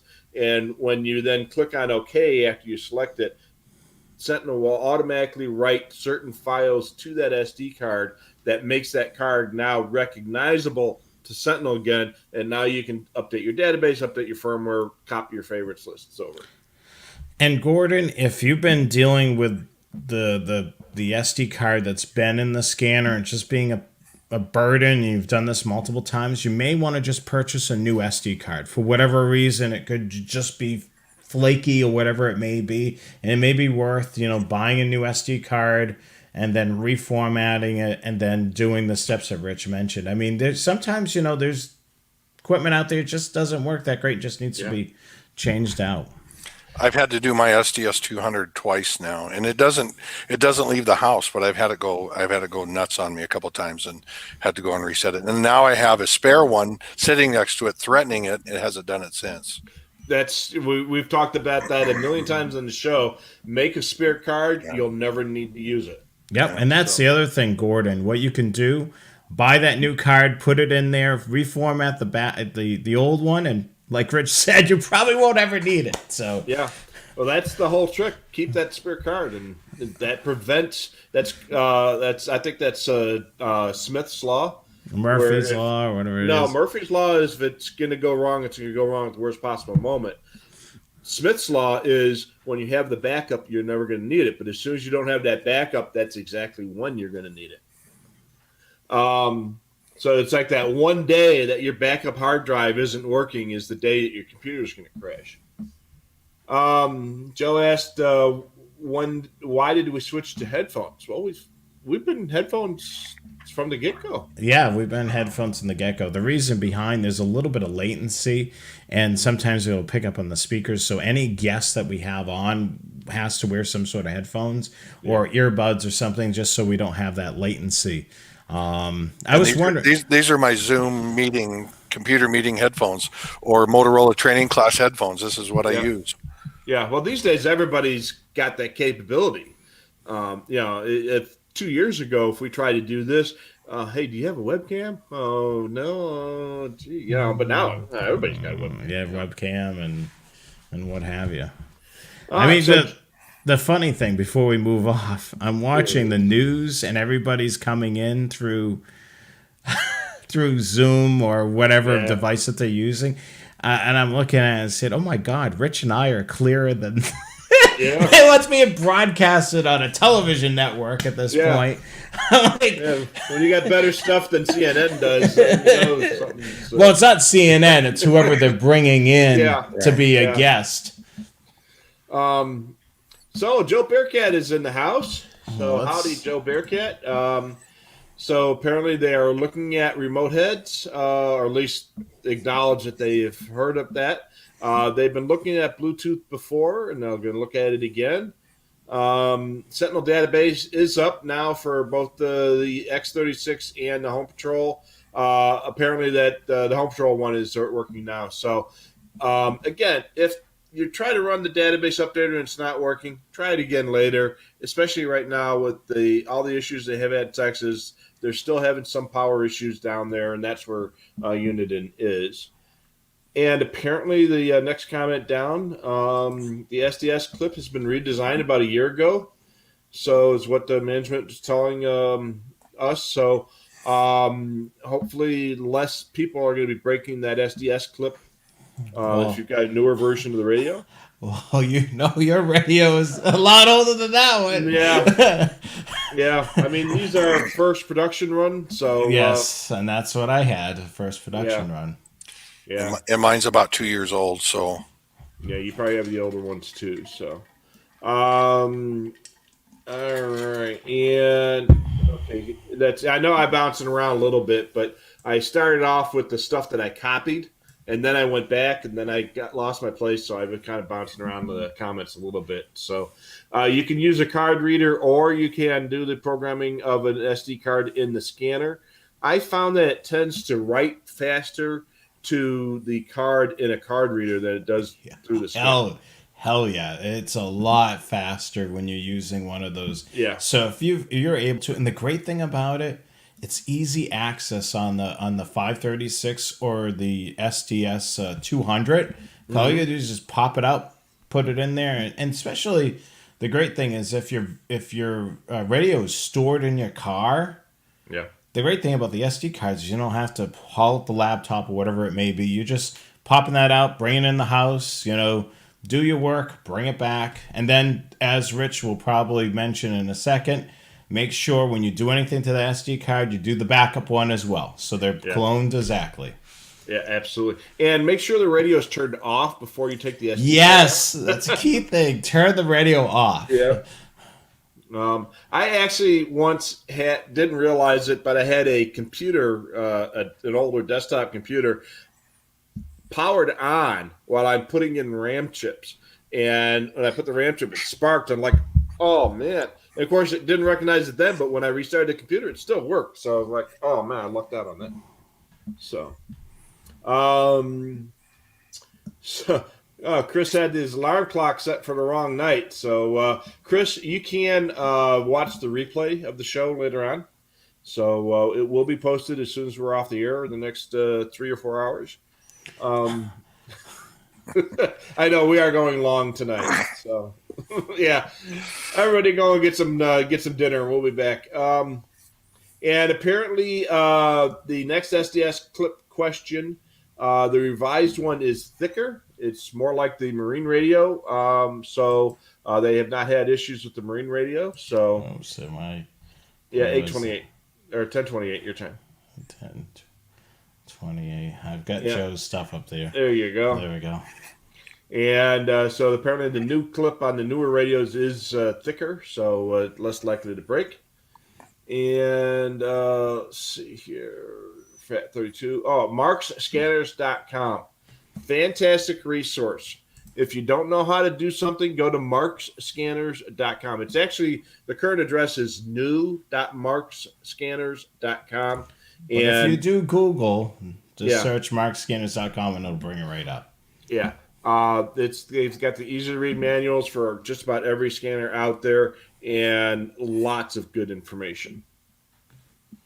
Let's see here. So apparently 1031, Joe wrote that he was not given a cutoff serial number for the changeover. So, and in that date. So we're talking about the metal clip recommendation. So, okay. And let's see here. Suffolk County, New York. Are they digital or still analog for the fire departments? Chris, I don't remember off the top of my head. I think they're a combination of both. But go to radioreference.com. I know the Suffolk County stuff out on Long Island is pretty current on there. So we were just talking to Phil, who is out on that area, about a month or so ago when we talked to Phil? Yeah. Yeah. When he was on the show? Yeah. Yeah. Yeah. It was about a month ago, month and a half. Yeah. Yep. Pro question for Dale. What's more important for remote head, thickness or height? Probably the height. Yeah. One of the suggestions I had is have it set up so that you can do it in landscape or portrait. And that it would mean a mappable screen, but you'd have to make some sort of arrangement for the button tags to be able to be read either vertically or horizontally. Right. And that way, if you've got a car that doesn't work well vertically, like most radios are now these days, you can set the control head so that the display's at the top and the buttons are below it. Historically, one of the issues you have in the public safety world is the height, because you're looking at real estate. Mm-hmm. The thickness, front to rear thickness isn't a huge issue, but the tallness of it, because if you're trying to cram it into a space, it's the real estate this way versus the thickness of it. So I would say the height. Yeah, you see a lot of people that use their portable radios in their cars, and there's room to put those in there. So if you made a remote head that kind of looked like a portable, then you might have something go on there. And the RH96 would be my vote for the type of remote head. If you're looking at the SDS front faceplate versus the RH96, mm-hmm. which is more along the line of the 996 P2 and its predecessors, that's where I would go. That's what I would be looking at. Yeah, and I was just going to bring that up, as a follow up to Joe's question. That original remote head is going to be the more giving to having a remote head the same height as the SDS 200. Yeah, so Joe's follow up asking for that to take a look at the last comment. So you're talking shorter this way versus thinner this way. Yeah. I think we're on the same page there. So, and the 780, when you had the remote head capability for the 780, I'm looking mm-hmm. at mine up here, and the 785 and 796, which is about the same size, that was about in the mid between an SDS 200 and a RH96. Yeah, those were. I actually had one of those, and boy, that was a lot of fun to install. That was a retrofit kit that Scannermaster put out when the 780s were still a new radio, and I actually put it on my 796, and it is a kit, and it involved soldering and ribbon connectors and a lot of work, and. Yeah, I would definitely, like a remote head would definitely be a huge thing, to the hobbyist. I mean, the thing is from what I understand, I was working at Scannermaster when we had the remote head at first, and it wasn't hot.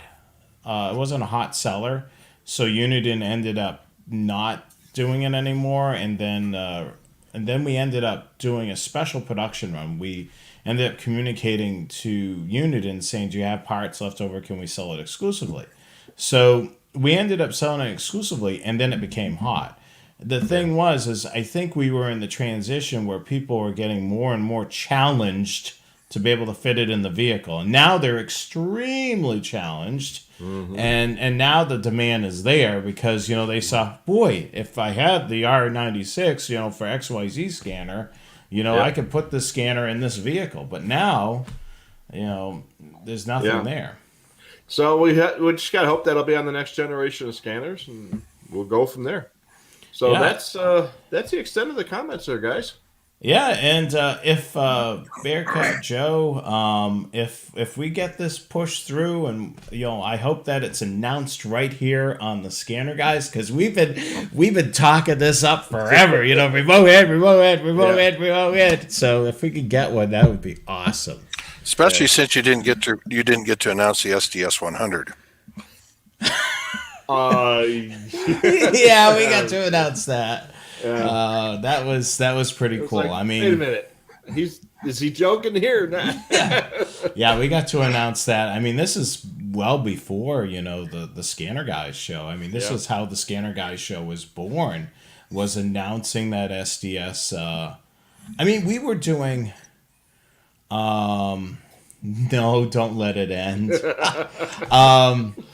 We were doing Facebook I have to Live. Go get some more water. We were doing Facebook Live before it was cool. Yeah. I mean, we were driving through states. I was driving, and we had the one of the cameras, the phones mounted, and we were talking about the SDS 100, what we were doing at Dayton, and so on, and then we broadcasted from our hotel room using essentially what Rich was holding up a cell phone. Yeah.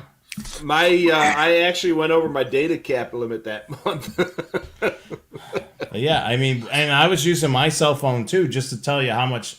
I mean, I have, I had Verizon, so I had the unlimited plan, and I was just, I mean, it was just crazy. But yeah, we really enjoyed having you on, Dale, and we want to have you on again. I mean, this is great to have somebody else, that to be able to talk to us about, the hobby that we all love.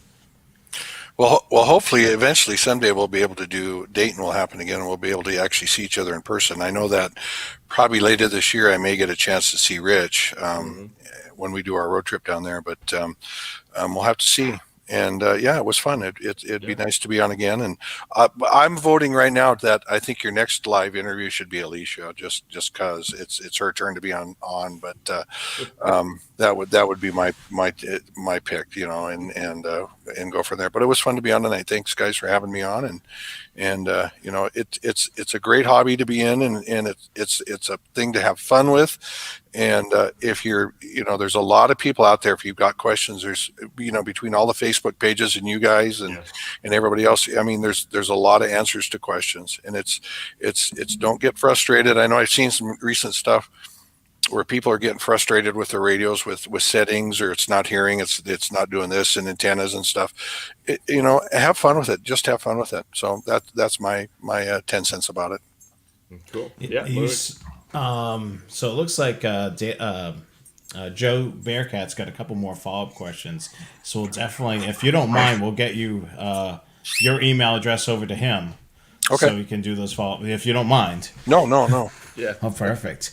But yeah, I mean, that's the thing. And the other thing that people are getting frustrated with is encryption, which is the big naughty word there. But there's still, as you know, there's still other things to monitor out there. There's a lot of stuff. I mean, if it's encrypted, there's other things. You've got amateur radio, you've got aircraft, you've got railroad, you've got business. If you want to listen to business, in Montana right now, DOT is a big thing, and it's not encrypted. This time of year in your snow states, you have the DOTs in the various states that are plowing roads, doing stuff with roads and stuff, and there's a lot of good listening to it. So and that's part of it too, is finding other things to listen to. I'm not a huge fan of listening to McDonald's. I mean, you could do it years ago, and listening to people order a Big Mac is not something I do. It's occasionally I'll hear it, but it's my wife's standing over here giving me the look like, oh, you're doing the techie thing. But there's a lot of stuff to listen to. So it's a fun hobby. Yeah, that's for sure. Yeah, and that's the whole idea behind this show too, is to keep it fun. So, and we've had almost 3 hours of fun. All right, I'm going to do the final slides of the evening, and then we'll wrap it up. So we just want to remind you to check out the Scanner Guys store, which you can visit at our official website, thescannerguyshow.com. We actually have a blog entry up there as well, so if you want to check that out as well, we're going to continue doing more blog entries there, so definitely check the website early and often as they vote in Chicago early and often. Is that right? Yep. Make sure you subscribe to our YouTube channel. If you're watching this right now, I haven't mentioned enough tonight, but subscribe to the YouTube channel. This will give you alerts of everything. And as Rich mentioned earlier, any of these broadcasts you're not able to see live, you can watch them anytime you want right on our YouTube channel. They don't disappear. They stay right here. If you're a smart TV user and you've got the Roku box or the Apple TV, you can watch it on those big screens if you like. Next week's show is going to be Wet and Wild Scanning Listening. That's Rich's name of the show, Wet and Wild. So we'll come up on Wet and Wild other things on Google search. So hopefully we'll be at the top of the list, but I don't think we will be.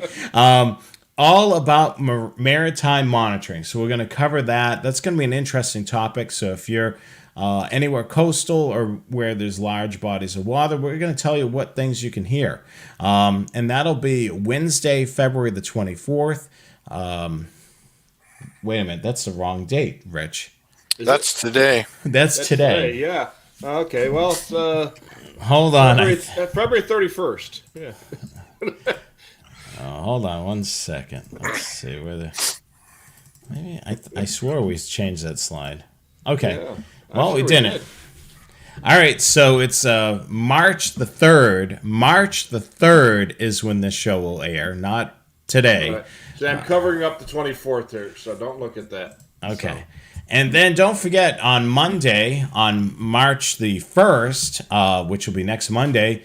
Yes, Alicia, yep, you're right. Yeah, March the 3rd. For Monday the 1st, it'll be Train Aficionado Live. We hope you guys join us for that. We'll be talking about trains and so on, so definitely tune in Monday, March the 1st. So you get us twice next week, Monday night and Wednesday night. Make sure you subscribe to the Train Aficionado social media, Facebook, Twitter, YouTube, and Instagram. And then check out the blog at trainaficionado.com. And don't forget, follow, like, and subscribe to the Scanner Guys on all of our social media, Facebook, Twitter, YouTube, and Instagram. And hit that subscribe button. And make sure you check out our brand new website, thescannerguyshow.com. Thescannerguyshow.com. And we will have some more great shows coming up in the month of March. We're actually working on the schedule for various things, and we'll have another interview towards the end of the month. So thank you so much for everybody joining us. Anything else anybody wants to add before we sign off? Did you happen to see Joe Bearcat's comment there at the end about an HP3? Yeah, we joke about that a lot here, and now somebody can actually HP3 probably will come up in discussion. Yeah, I mean that. Oh, it's only logical, right? Yeah, I mean, so you would think if we were to speculate, I would say a Home Patrol 3 with the SDS capability, so it'll be able to do the simulcast.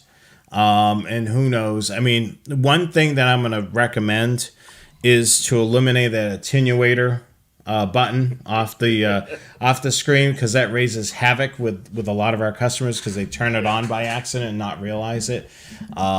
So that's going to be one thing I'm going to recommend. Get rid of that attenuator. We could do a whole show on what we want for the next generation of scanners. So. Yes. Yeah, we could talk for hours, and that would be a long show. So. Yeah, and the SDS 500, and I'm sure that'll be coming down the pike one of these days too. So. Yeah, we'll start all kinds of rumors. Yeah. And let's see, United's buying Motorola. Is that what? Is that Oh, what Paul jeez. posted a couple of years Oh, ago? So, all right. Well, hey, Dale, many thanks. We had a thank great you time so much. tonight, and we really appreciate you taking some time out of your day to be with us. And we Well, appreciate. thanks for having me, and everybody come visit Montana. This is a great place. I know that Yeah. Jonathan. I don't think you've been here yet. I know Rich, No, you've I been up haven't. here, but come up. We have trains up here, so you can come and watch trains up here, Yeah. and we have scanning stuff up here, and it's fun. It's a fun place to be. I know sometimes this time of year it's kind of ugly, but if you're not a friend of snow and don't like the cold weather, Rich, Yeah. but in the summertime it's a great place to be. So. Yeah. It is a beautiful state. And the pool is frozen right now, Rich. By the way, I can't go out and sit in the pool tonight. It's frozen solid out back. So You can sit on the pool tonight. yeah, you can sit on or skate on it. Yeah. Yeah. So, I won't go in the pool tonight, but I'll probably be in it tomorrow. There you go. That's well. Thank you so much, Dale, for joining us. Stick around, because we technically don't go off the air, after the show. So we'll talk to you in a moment before, as we sign off. So I'm Jonathan Higgins. I'm Rich Carlson. And I'm Dale Osborne. Thanks for having me on. You're very welcome. We can't wait to have you on again. Have a good night, everybody. Bye, guys.